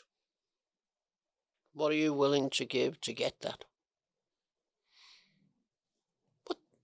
That is thunder. What difference will it make to you personally if you get what you want? And how will it impact on the people around you? The problem with change is that, not a problem, opportunity for the person who changes. If you change your style, things you do, and your group of friends wants to remain your group of friends, they're going to have to change too. And change is difficult. Change is very difficult. Let me explain. Could you, I don't know whether you can do this, can you fold your arms for me? Can you fold your arms, please? So can you fold your arms for me? Right. Now try folding them the opposite way. So instead of the normal way you would fold them, try doing the opposite of that. And then when you do that, it will feel uncomfortable because you're used to doing things a certain way. But when you try and do the opposite way, it will feel very uncomfortable. That's what change is like. Change makes you feel uncomfortable. Well said. The thing is, though, if you can do it, you will have a life that at least shows you that this one thing is not the only thing. There are other ways of doing things. When I was at school, I was taught that 5 times 5 is 25. And that was rote learning. We did our times tables and other things. But there's more than one way to add up numbers that make 25. But we don't do that because we're taught by teachers 5 5s are 25, 5 5s are 25, 1 5 is 5, 2 5s are 10, 3 5s are 15. That's what we learn by rote. So when someone says to you, what's 5 5s, you say 25. I say, well, 5 5s is equal to 4 4s plus 9. They say, pardon? Well, if you want a result of 25, 4 4s is 16 plus 9 is 25. And they go, well, what's that got to do with what we're speaking about? Well, it's got a lot to do with it. Because we each have our own way and we have to understand the other way. If we don't understand the other way, we'll never get along with people. So we have to change to meet with them. But we expect them to change to meet with us. Which is not the case in reality. That's right. If I want to be interesting to you, I first have to be interested in you. It's the same for everyone. If I want you to be interested in me, I first have to be interested in you. I have to listen to what you have to say. I have to stop talking as much as I talk a lot. That's my job in a sense, but I talk a lot. But I live alone. I live on my own. There are times when I don't speak to anyone in the day because I'm writing or whatever. And when I'm out with groups of people, I never stop talking until somebody says, stop talking. You know what I mean? Like a machine. But that's the thing, you know. But I don't want to stop you talking because I enjoy talking to you and I enjoy listening to your stories. Although there is the curveball of this, for the people who didn't know, there was a huge challenge, but there's a huge respect I have to pay for and give the credit for Muhammad Shikri, who would call me on Thursday afternoon and he's telling me I've got an interesting guest. He's really interested to be in the podcast. He came all the way from Australia and he's leaving back on Saturday after the event. And if you don't come up with something, and I'm like, this is an opportunity. When he told me about you, I was so passionate to have a conversation with you because the whole point of it is just to listen to you, not talking in your behalf. And by the way, when you talk a lot, there is a huge value that you convey to the community, the people who are listening to this, the people who would love to be in my seat and asking you questions, perhaps in their perspective, maybe different questions, and even podcaster. I can tell that. Yeah. Well, let me tell you something else that may interest. I don't know. May interest your viewers and listeners are. For all the things that I have that make me who I am, for all the good things that people see in me, for whatever that is, okay, I'm grateful. I'm very grateful for my life. And I've learned from when I was reckless and I was married for 44 years and I loved that, my son, and all the family things I really, really appreciate, okay. But some of my recklessness created problems for me too. And so I had to so I learned and grew through that as well. I had an addiction for a long time and I had to work my way through that. Recently, though, I had a couple of accidents 2.5 years ago. I fell one evening and I broke my leg outside of my house. And it was late at night. So I broke my leg and I was taken to the hospital in an ambulance and I went into rehabilitation to learn to kind of walk again. And then I was in the hospital for a few weeks. And then when I came out, because I lived alone, they assessed you to be able to do that, to live on your own and so on, which they did, and said, okay, it's okay, you can go home, and but we'll give you these chairs and walking sticks and things. The first night I was at home, I'd taken a sleeping pill to get over the pain and things, but had to get up during the night, and I did. I got up and I went to the bathroom, and I fell in the bathroom and broke my back. And that was the night I came out of rehab, 2 and a bit years ago. So I broke my back. I was back in the hospital, back in rehabilitation. And honestly, it's taken a long time. Mobility is important, to be able to move and things. And when you can't, it really is a shock. And then when I was in there, they found I had osteoporosis. My bones are very thin and brittle. I didn't know that. I found that out 2 years ago, 3 years ago.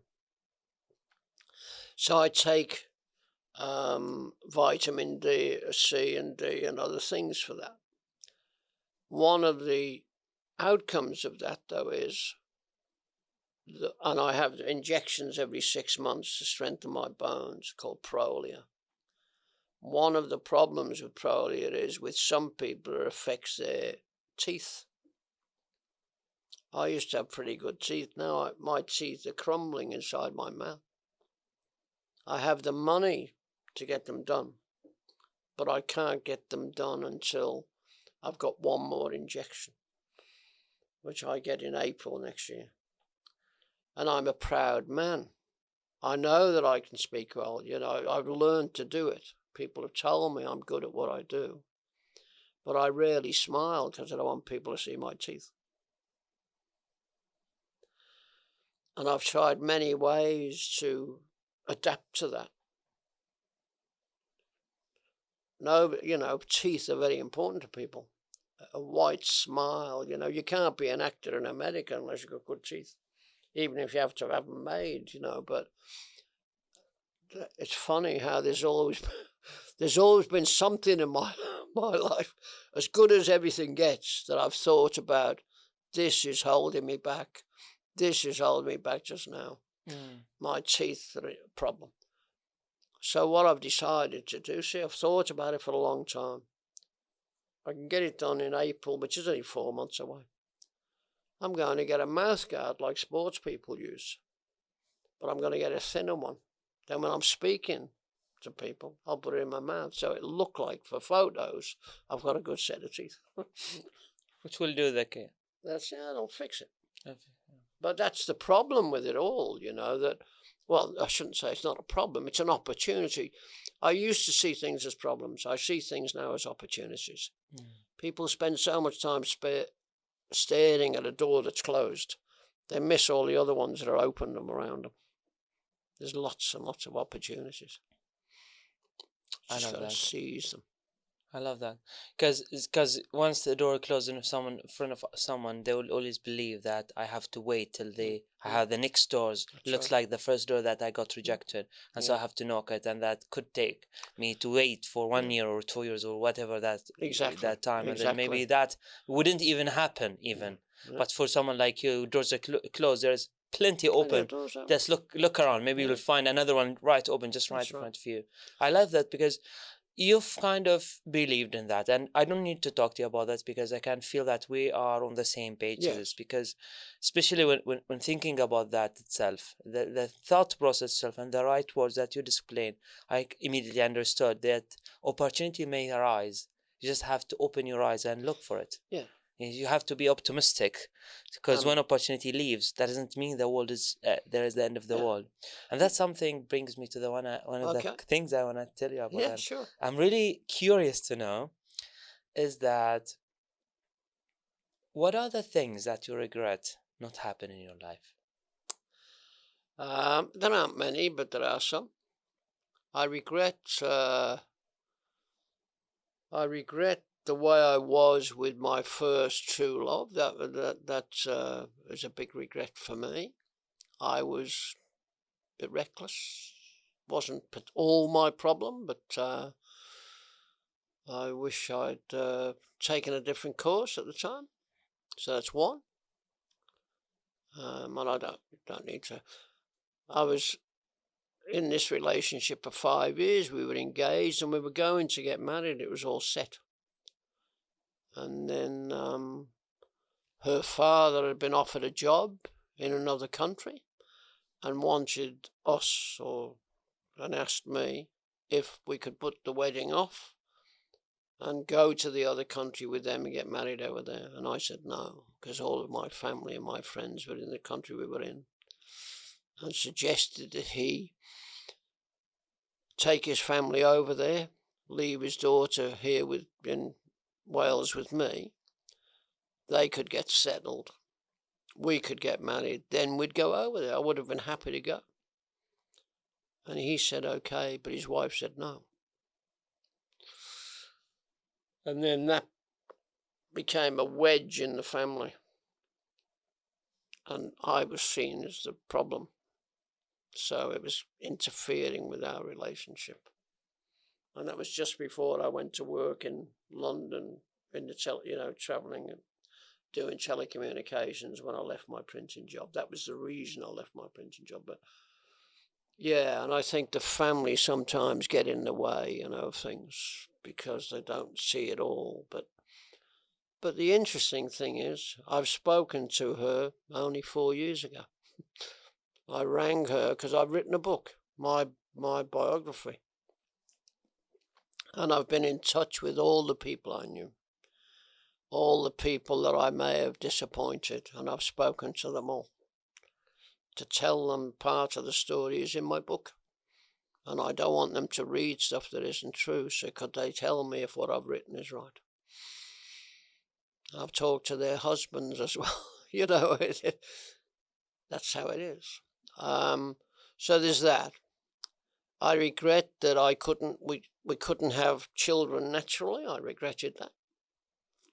And I didn't know. I didn't know it was going to be like that. Before we got married, we did what seemed natural to us. We both went to our own doctors to check that we could have children, because I came from a large family. My wife came from a small family, but there were 5 siblings in my family, and I wanted to be sure that we could have children in our marriage. Went to the doctors, no problem, but it was a problem. So I regretted that.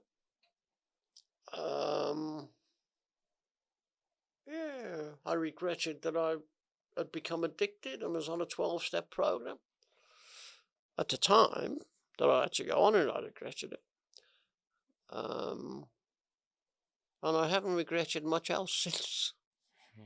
Because I've overcome all of those things. I love how you so vulnerable and honest and have no boundaries to speak and sharing with me your personal stories, stories that has full of emotions, love, fear, joy, and you saying that and inspire us. Trust me when I say that.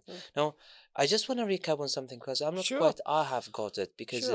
What are the top 5 things that the people are afraid about? If you can just recap. Oh, you mean 5 points. Why they're afraid? Yes. So because you mentioned 5 and then we go so deep on the first 2, but we didn't mention the 5. So I reckon maybe for the benefit of the listeners that are listening, that they might know what are their 5, and then we can. Oh, you mean the top 5 reasons that people fear? Okay. Yes, and may the guests as well then write in the comment section what are their 5, so that it help us to make sure to have a resonate what's were their 5. The top 5 fears that people have. The first one is death. They don't want to die, unless they're prepared for it. But generally speaking, we're talking to people who are a bit younger, and they don't want to die. The second one is a fear of snakes and predators and things like that, spiders. The third one is dying in pain.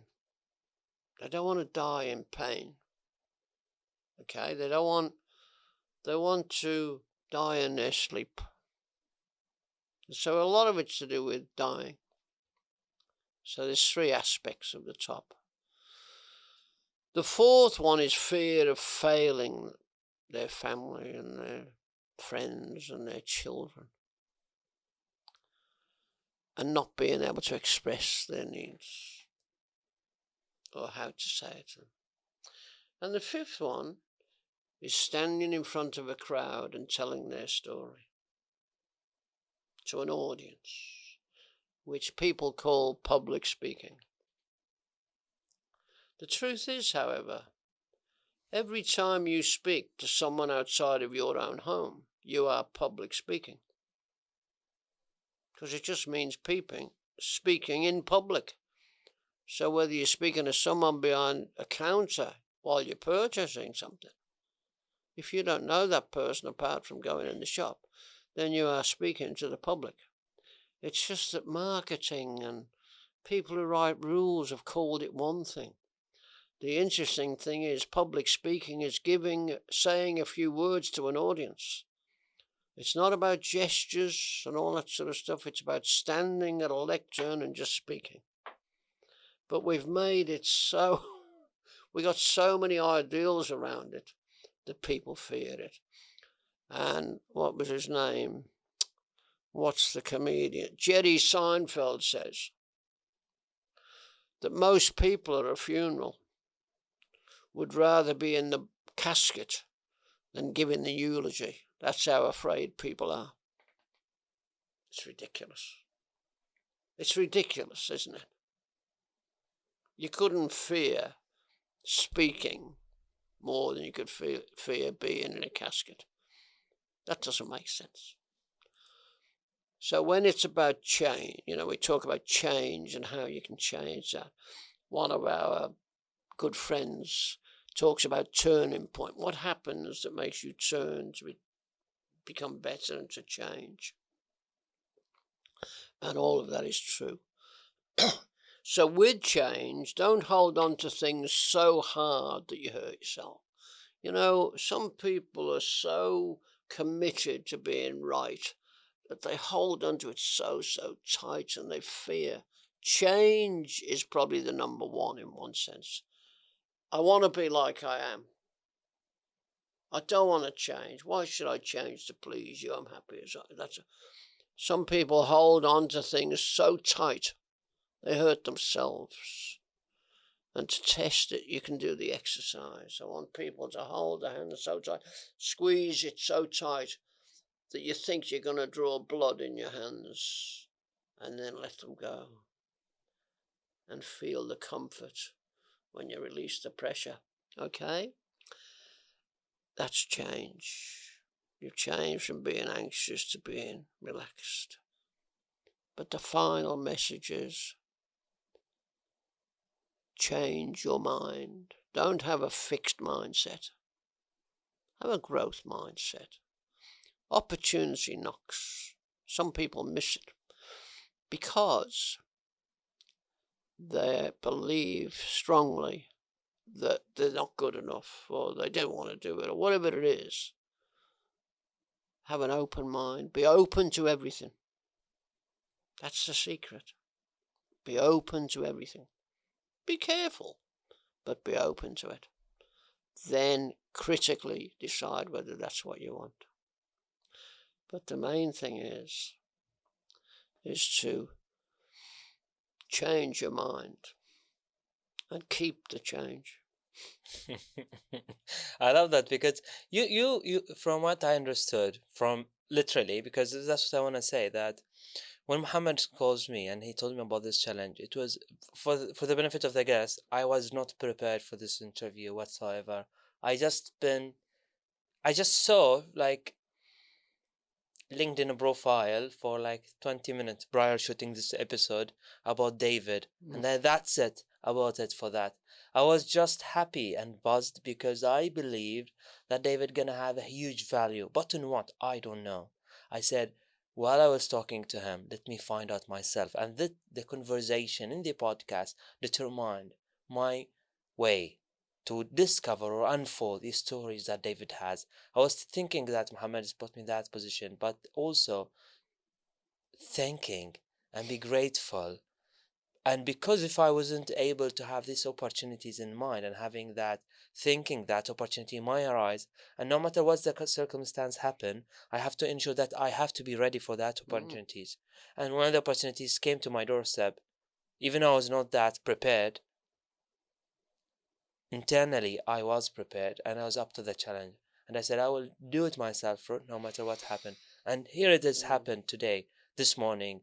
I never shoot it in the weekends. For it's crazy. I'm hearing some thunder. One thing I want to talk to you about, because while I was scrolling, is that there's 3 topics I have found out from your. If I'd have to sum up 3 keywords that I got from your LinkedIn profile as I was looking at it, and that's 28-minute framework. Yeah. There was 3 things. First of all, speaking or public speaking. That's number 1, I've noticed. Second of all, was change management. That was very noticeable, in my opinion, and correct me then if I'm wrong. And the third one was linguistics programs that you talk about. The 2 things we have talked about. The first one was the initial aim of this podcast, and it was the general roadmap, in my opinion. The second, we unfolded by you sharing a story, how change has determined in your life, and then were you giving me the pain and pleasure of that change in your perspective, with multiple stories that the guest has enjoyed, as I did right now. And the third one, we just talked about it slightly, briefly, but just want to have a little bit in depth of it before we end this podcast. So talk me through about this linguistics programs. How did you start about it? What makes you do it? And what is the correlation with it in a speaking, in a change in your life as a David, whatever that could be from your perspective? In the program that we discussed. Yeah, the linguistics. Neuro-linguistic. Neuro-linguistics. Don't mind my. I pronounce it wrong. No, that's fine. Most people know it as NLP. Yes. Now, NLP, people believe, is a new type thing, and yet it isn't. NLP started in 1974. It gained some traction. There were a couple of professors, a linguist and a mathematician, who had interviewed. They were interested in what made good leaders good.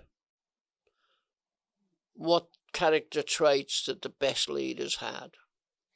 So they interviewed, I think it was 3,000 CEOs around the world to kind of draw a model of what good leaders needed and CEOs needed to be.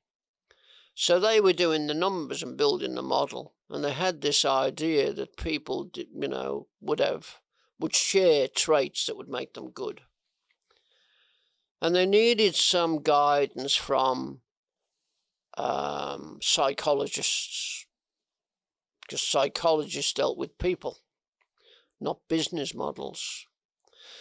And psychologists only ever speak to if you're speaking to a psychologist, they will only speak to you if they're seeking clarification. They nod their heads, and they will only intervene in what you're saying if they're looking for clarification. The 3 therapists were Virginia Satir, who was a family therapist. She dealt with troubled families and other families. The second one was Milton Erickson. Milton Erickson was a hypnotist or a hypnotherapist. Hypnotherapist, like hypnotism. You know hypnotism? Not really. Hypnotism is. You mean the hippie? No. Helping people. Oh, sorry. By speaking to them in kind of vague language and putting them in a kind of trance to help them. It can be a stage act as well. There's like stage acts of hypnotism, but hypnotism is helping people through speaking vague language to them. And it's a therapeutic process. And the third one was Fritz Perls. He was a Gestalt therapist. A Gestalt therapist is a kind of aha moment. understanding. Something happens and you go, aha, I understand. Have you ever heard that phrase? Somebody will explain something to you, you're trying to work it out, and then they'll say something else, and then they'll say something else, and all of a sudden you'll go, ah, I know what you mean. Well, that's a gestalt. That's called a gestalt or an aha moment. Realization realization, but the technical term gestalt. Those three therapists helped Bandler and Grinder, the founders of NLP.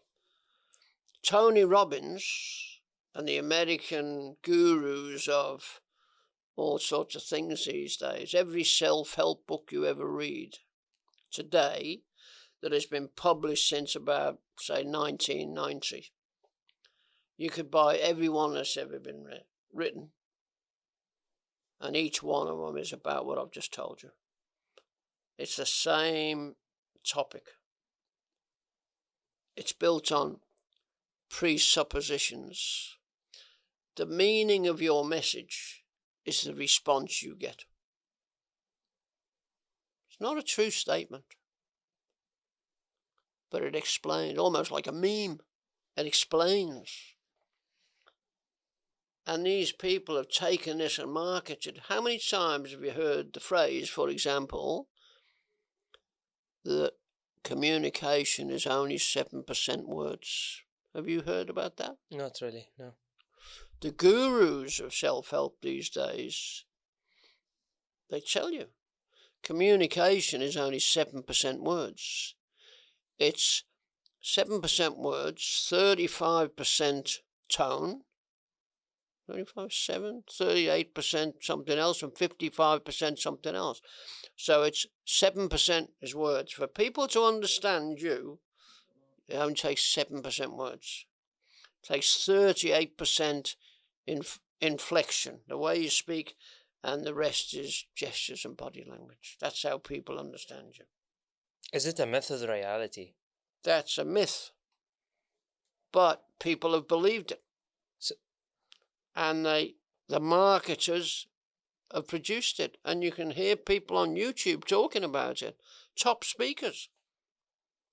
Really? Yes. What? Even Muhammad will tell you those figures. He knows them because he's read them. But it's a myth. If all we had to do was use 7% of our communication as words, we wouldn't be doing what we do. Oh my God. So, do you know what you just said right now and how the impact for these people are? Imagine some teenager, 20 years old, scrolling on the YouTube, and then Tony Robbins came to me, and then in Tony Robbins, I've seen him, for example, seen him talking about this specific thing, and he would describe this methodology. There is no way on earth will tell me, because once I will see him, he's like top-notch speaker. Oh yeah. He is top-notch writer. Yeah. He is the subject matter expert in what he does. Yeah. And if he says something like that, there's a huge impact on me, and believe him, and then I might use it, and then I feel like he, just like you rightfully said, he's the guru on it.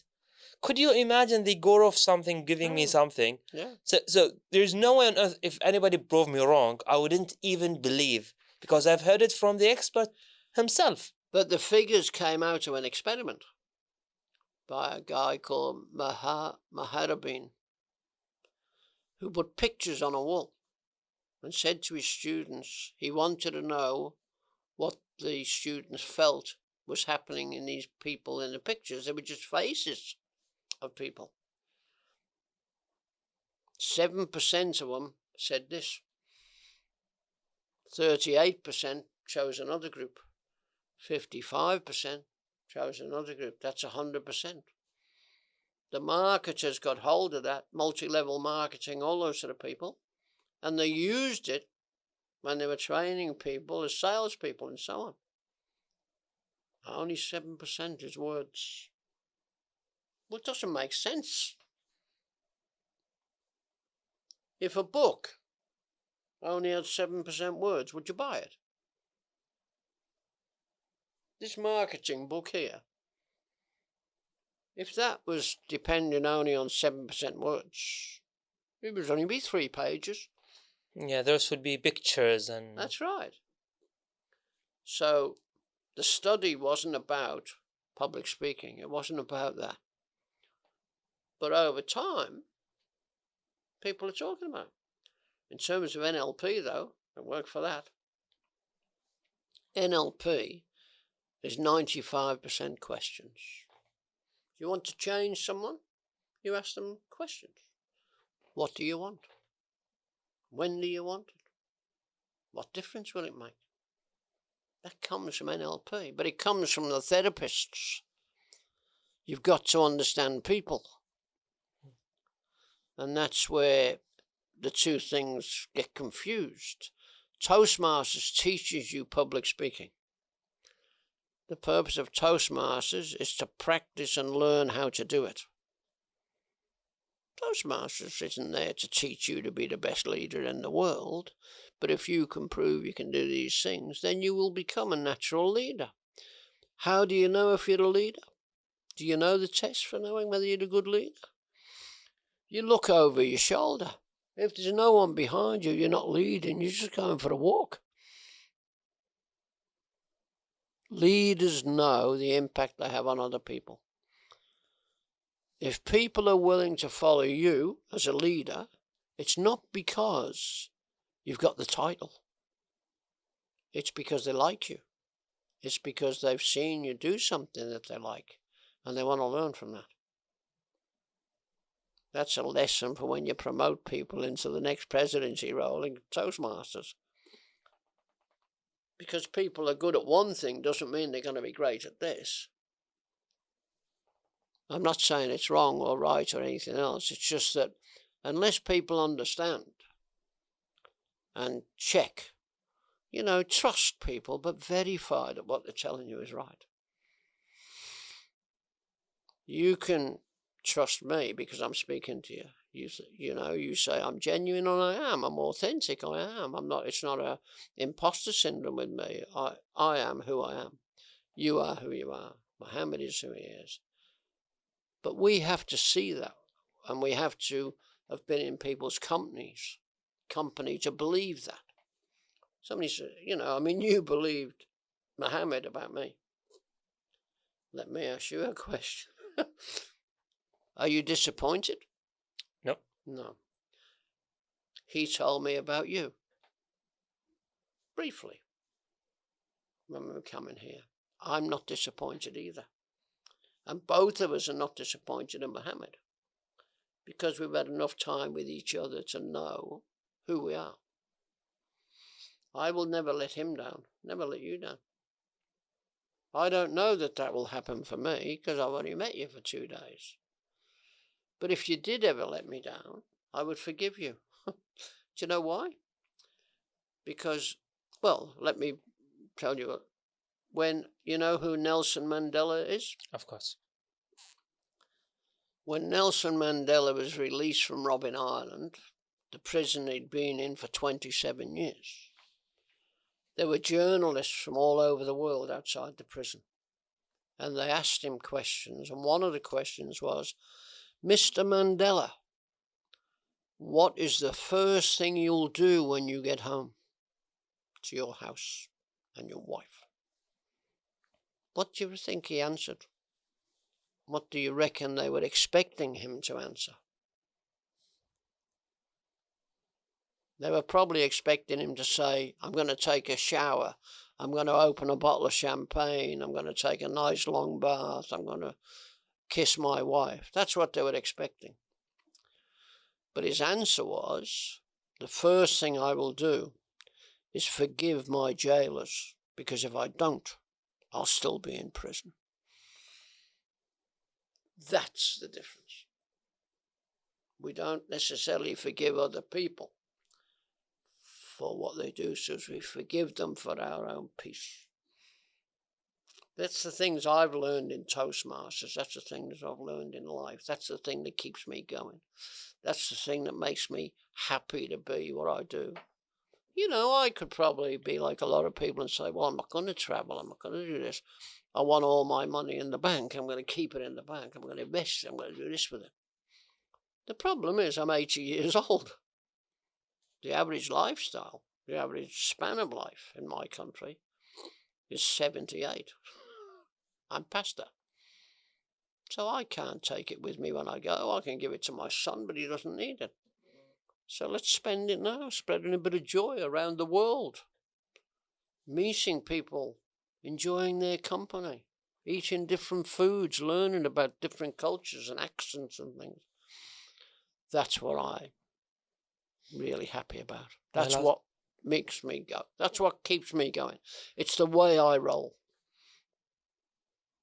The one thing I want to notice, and I was about to ask you while you was talking about this, like the last sentence you were saying, I had a question. Said this is gonna be the longest episode ever I had shorted, and I don't want to stop it. But one question is stood out with me, and then you answered it already before you did. So I was asking you, if I place, and I attentively did this because I threw your 4-sheet A4 exercise, and I took you to the directly, and I said to you, David, how many percent of the things that you wrote in that red paper are you happy with or you didn't reach as of today?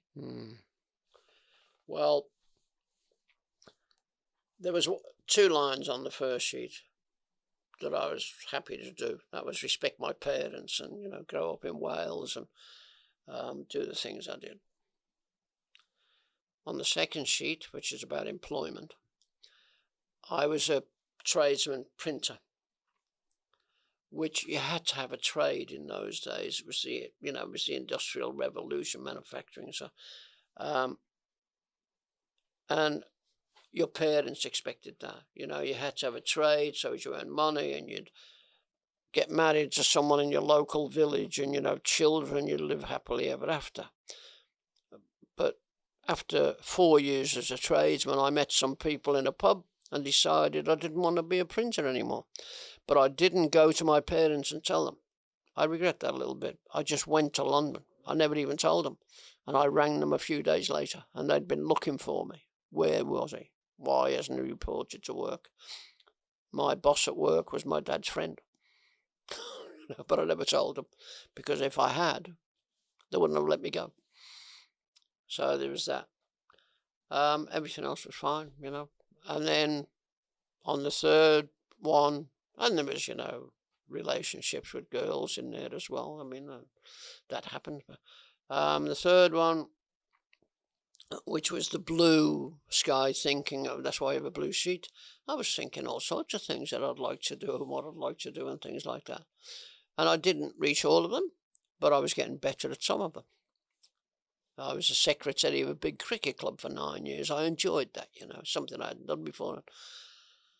And on the last page, the 5 things I wanted for me have changed. There were things that had to do with wealth and money and all that sort of stuff, but it's not anymore. I mean, the 5 things I want for me is to be happy inside, to love my son and his wife, to get on with my friends, and to just live with peace with nature and other cultures. That's why I travel. That's all I need. It's not that I don't come here to talk to people because I want to be famous. That's not it for me. I'm just sharing something with people that I do or I believe or whatever. I don't tell you you've got to believe me, but I will say that it's worked for me. What is the advice that stood with you through all these years, from all angles that you have been through, from all the countries that you've been to? What are the one advice or the top advice that stood up to you, and you want to share it in this podcast before its end? Sure. 2 things my father told me when I was young, and I've kind of adapted to them. He said to me, David, every person you ever meet in life has a message for you. You just have to listen to get the message. So whoever you meet and speak to, they have a message for you, and their message comes through by if they say to you, sorry, what was it you said? You know, like, which means that they haven't understood you, either because you are not speaking to them in a way they understand or whatever reason. And you have to learn from that. So whoever you speak to has a message for you, but you've got to stick around long enough to hear it. That was the thing. That's how he said it. And so I learned through Toastmasters the thing that what he meant was, you've got to listen to people. You've got to understand what they're saying. That thing about listen to understand. Don't just listen and go, let me tell you, listen to them. And the second thing, so that every person you ever meet, the second one is take time to just sit on a bench in the middle of a park or in the street. You'll be surprised how many people you'll meet, because they'll all come past you. And some of them will speak to you. And these two things were together. Every person you ever meet has got a message for you. Just take time, sit on a bench. When people come, walk past you and they'll say, oh, good day, hello, how are you going? Make time to respond and make time to say, how are you going? So, it's connection. Wow, what a way to end this podcast. I had a pleasure to have you. Ladies and gentlemen, if this is your first time watching this episode, please do subscribe to this channel, and I'll make sure that I'll ensure to bring you the guests that you deserve. And that's the promise. The bigger we get, the guests that you're always looking to hear from and understand their perspective and dive deep into their perspective and to know about their life by doing simple thing, just like subscribe to this channel and ensure to share this message wherever a crossover. David, what a huge pleasure to have you in Bahrain. A huge deal for us as a community, huge deal for us as a Toastmasters and of people who's listening to this. Any last words you want to say to the camera before we end this podcast? Excellent. Thank you. It's been a great pleasure with me too. Awesome. Thank you. It's been a real pleasure to have you, David. I was taught something, and it just comes up in conversation. There are some lectures you go to, when you're studying, and it all seems a bit long, and there's sometimes speeches and everything. You think, oh, geez, I wish they were them. But there's sometimes you go to them where the people that are speaking are so interesting that, hours seem like minutes. I mean, it's weird stuff. But I've only just looked at my watch thinking, my goodness, that's taking a long time. But time wasn't a problem while we were doing it, So I wasn't looking at my watch thinking, I've got to get out of it. I was enjoying it. I believe you were, because I was watching you, when you were doing all your stuff. You seemed happy with it. And I'm glad that you were, because you've put a lot of effort into this. And, you've taken up part of your day, which you don't normally operate on this day. Because I know Friday's a kind of different day. It's like a holiday. Yeah, that's right. I was thinking about it afterwards. The 5 things, when I said the top 5. Yeah.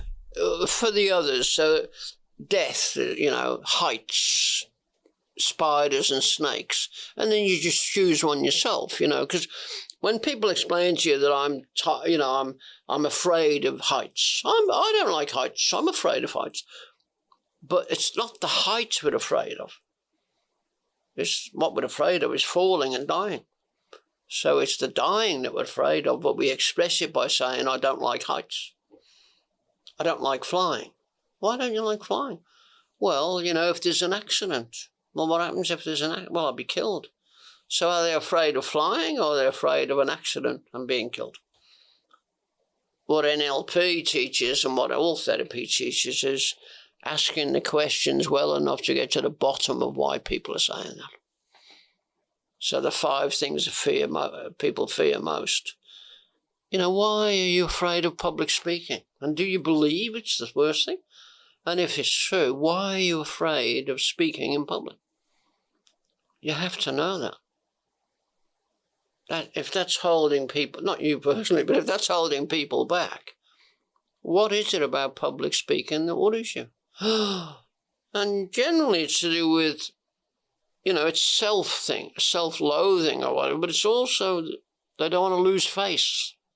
They don't want to be laughed at. They don't want people to think they're no good at something. because they've seen other speakers who are experts and they want to be like them. What they don't see is the background of those other speakers. They don't see the background of you making these videos. They don't see all this. They watch you that and they think, oh, I'd love to be able to do that. Well, go and take 3 years training like you did. You know, for me, go and be in Toastmasters 25 years. Then you can do what I do. You don't, you know, that question, are leaders born or made? That question, are public speakers born like that? No, they work hard to get there. Talent won't get you there. Talent alone doesn't get you there. You've got to put some work in.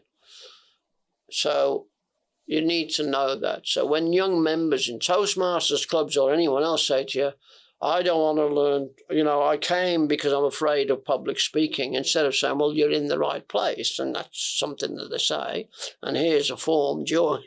You say, if I wanted to feel like you do, could you show me what happens to you when you say you're afraid of public speaking? What's your mental, what's going on up here? What's your body doing?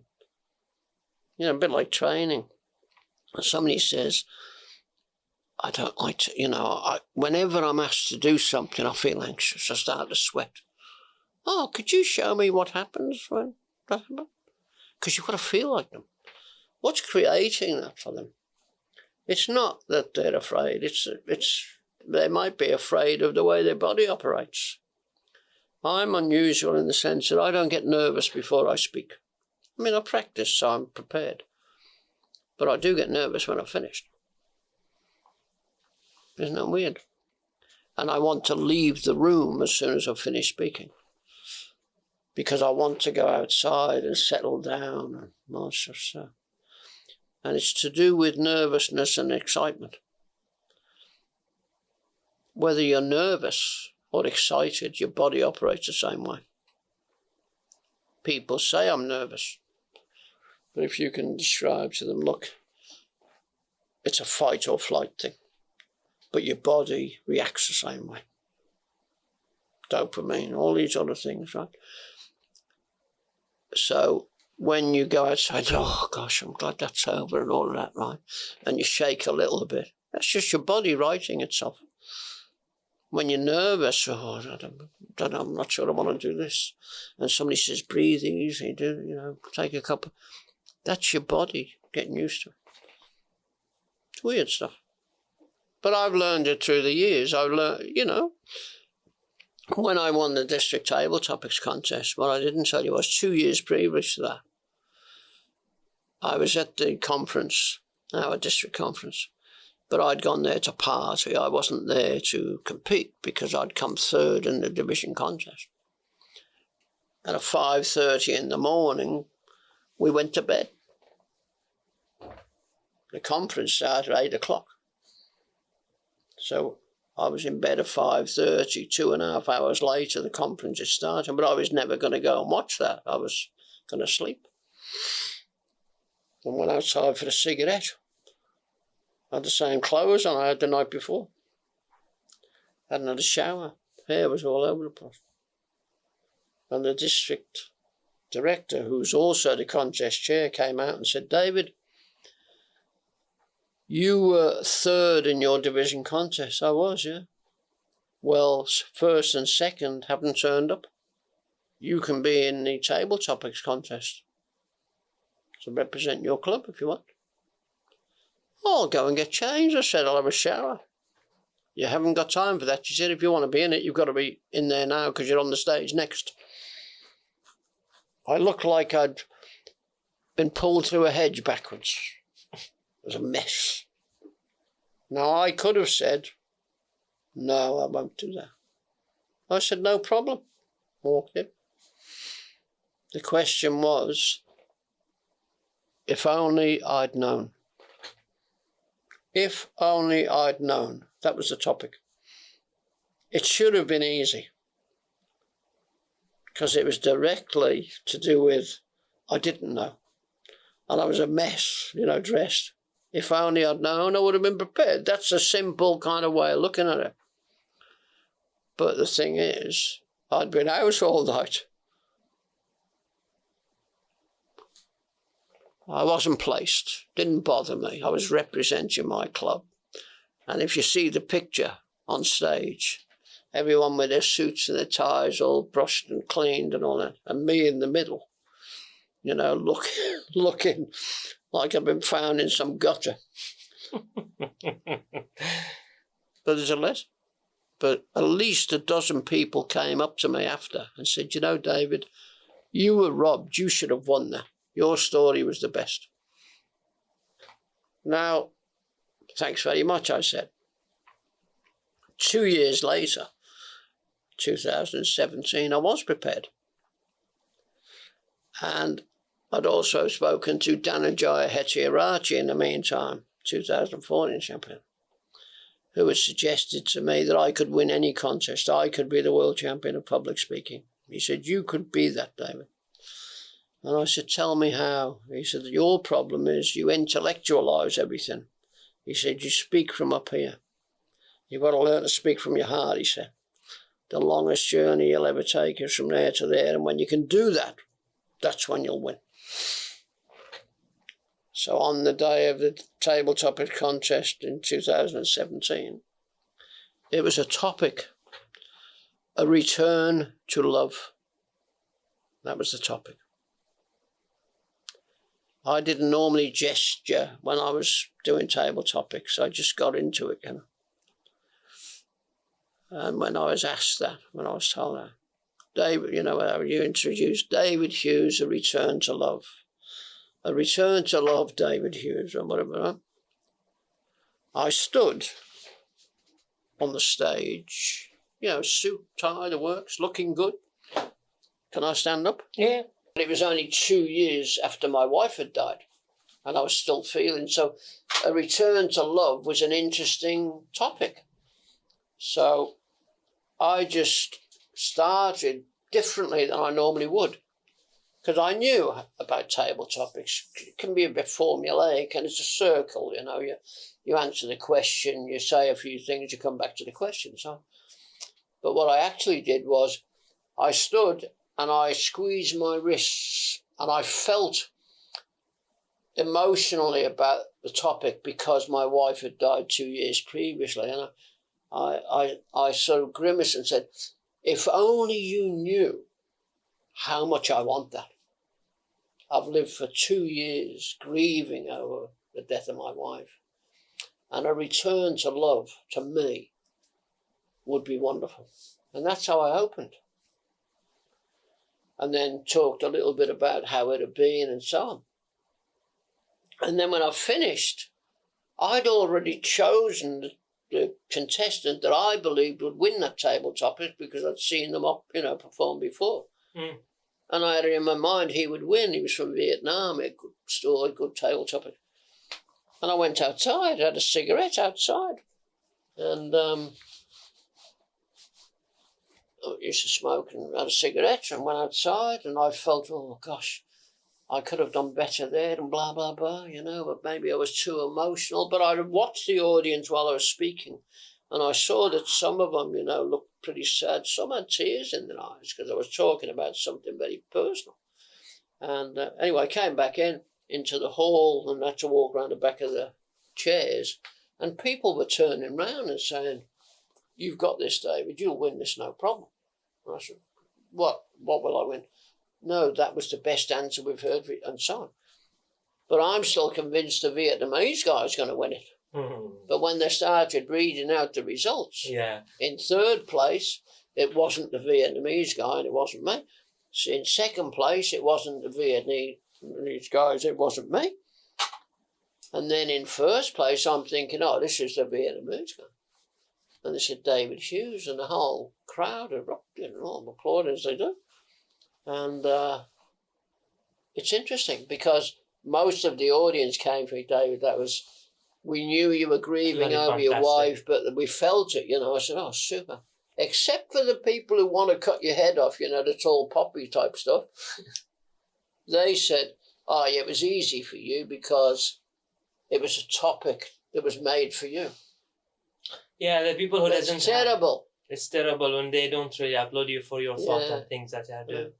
That's what you exactly say when you connect your heart and speaking That's from the right. heart. It's not because it's a topic that No. I can relate. Yeah. It's because I'm speaking from the heart.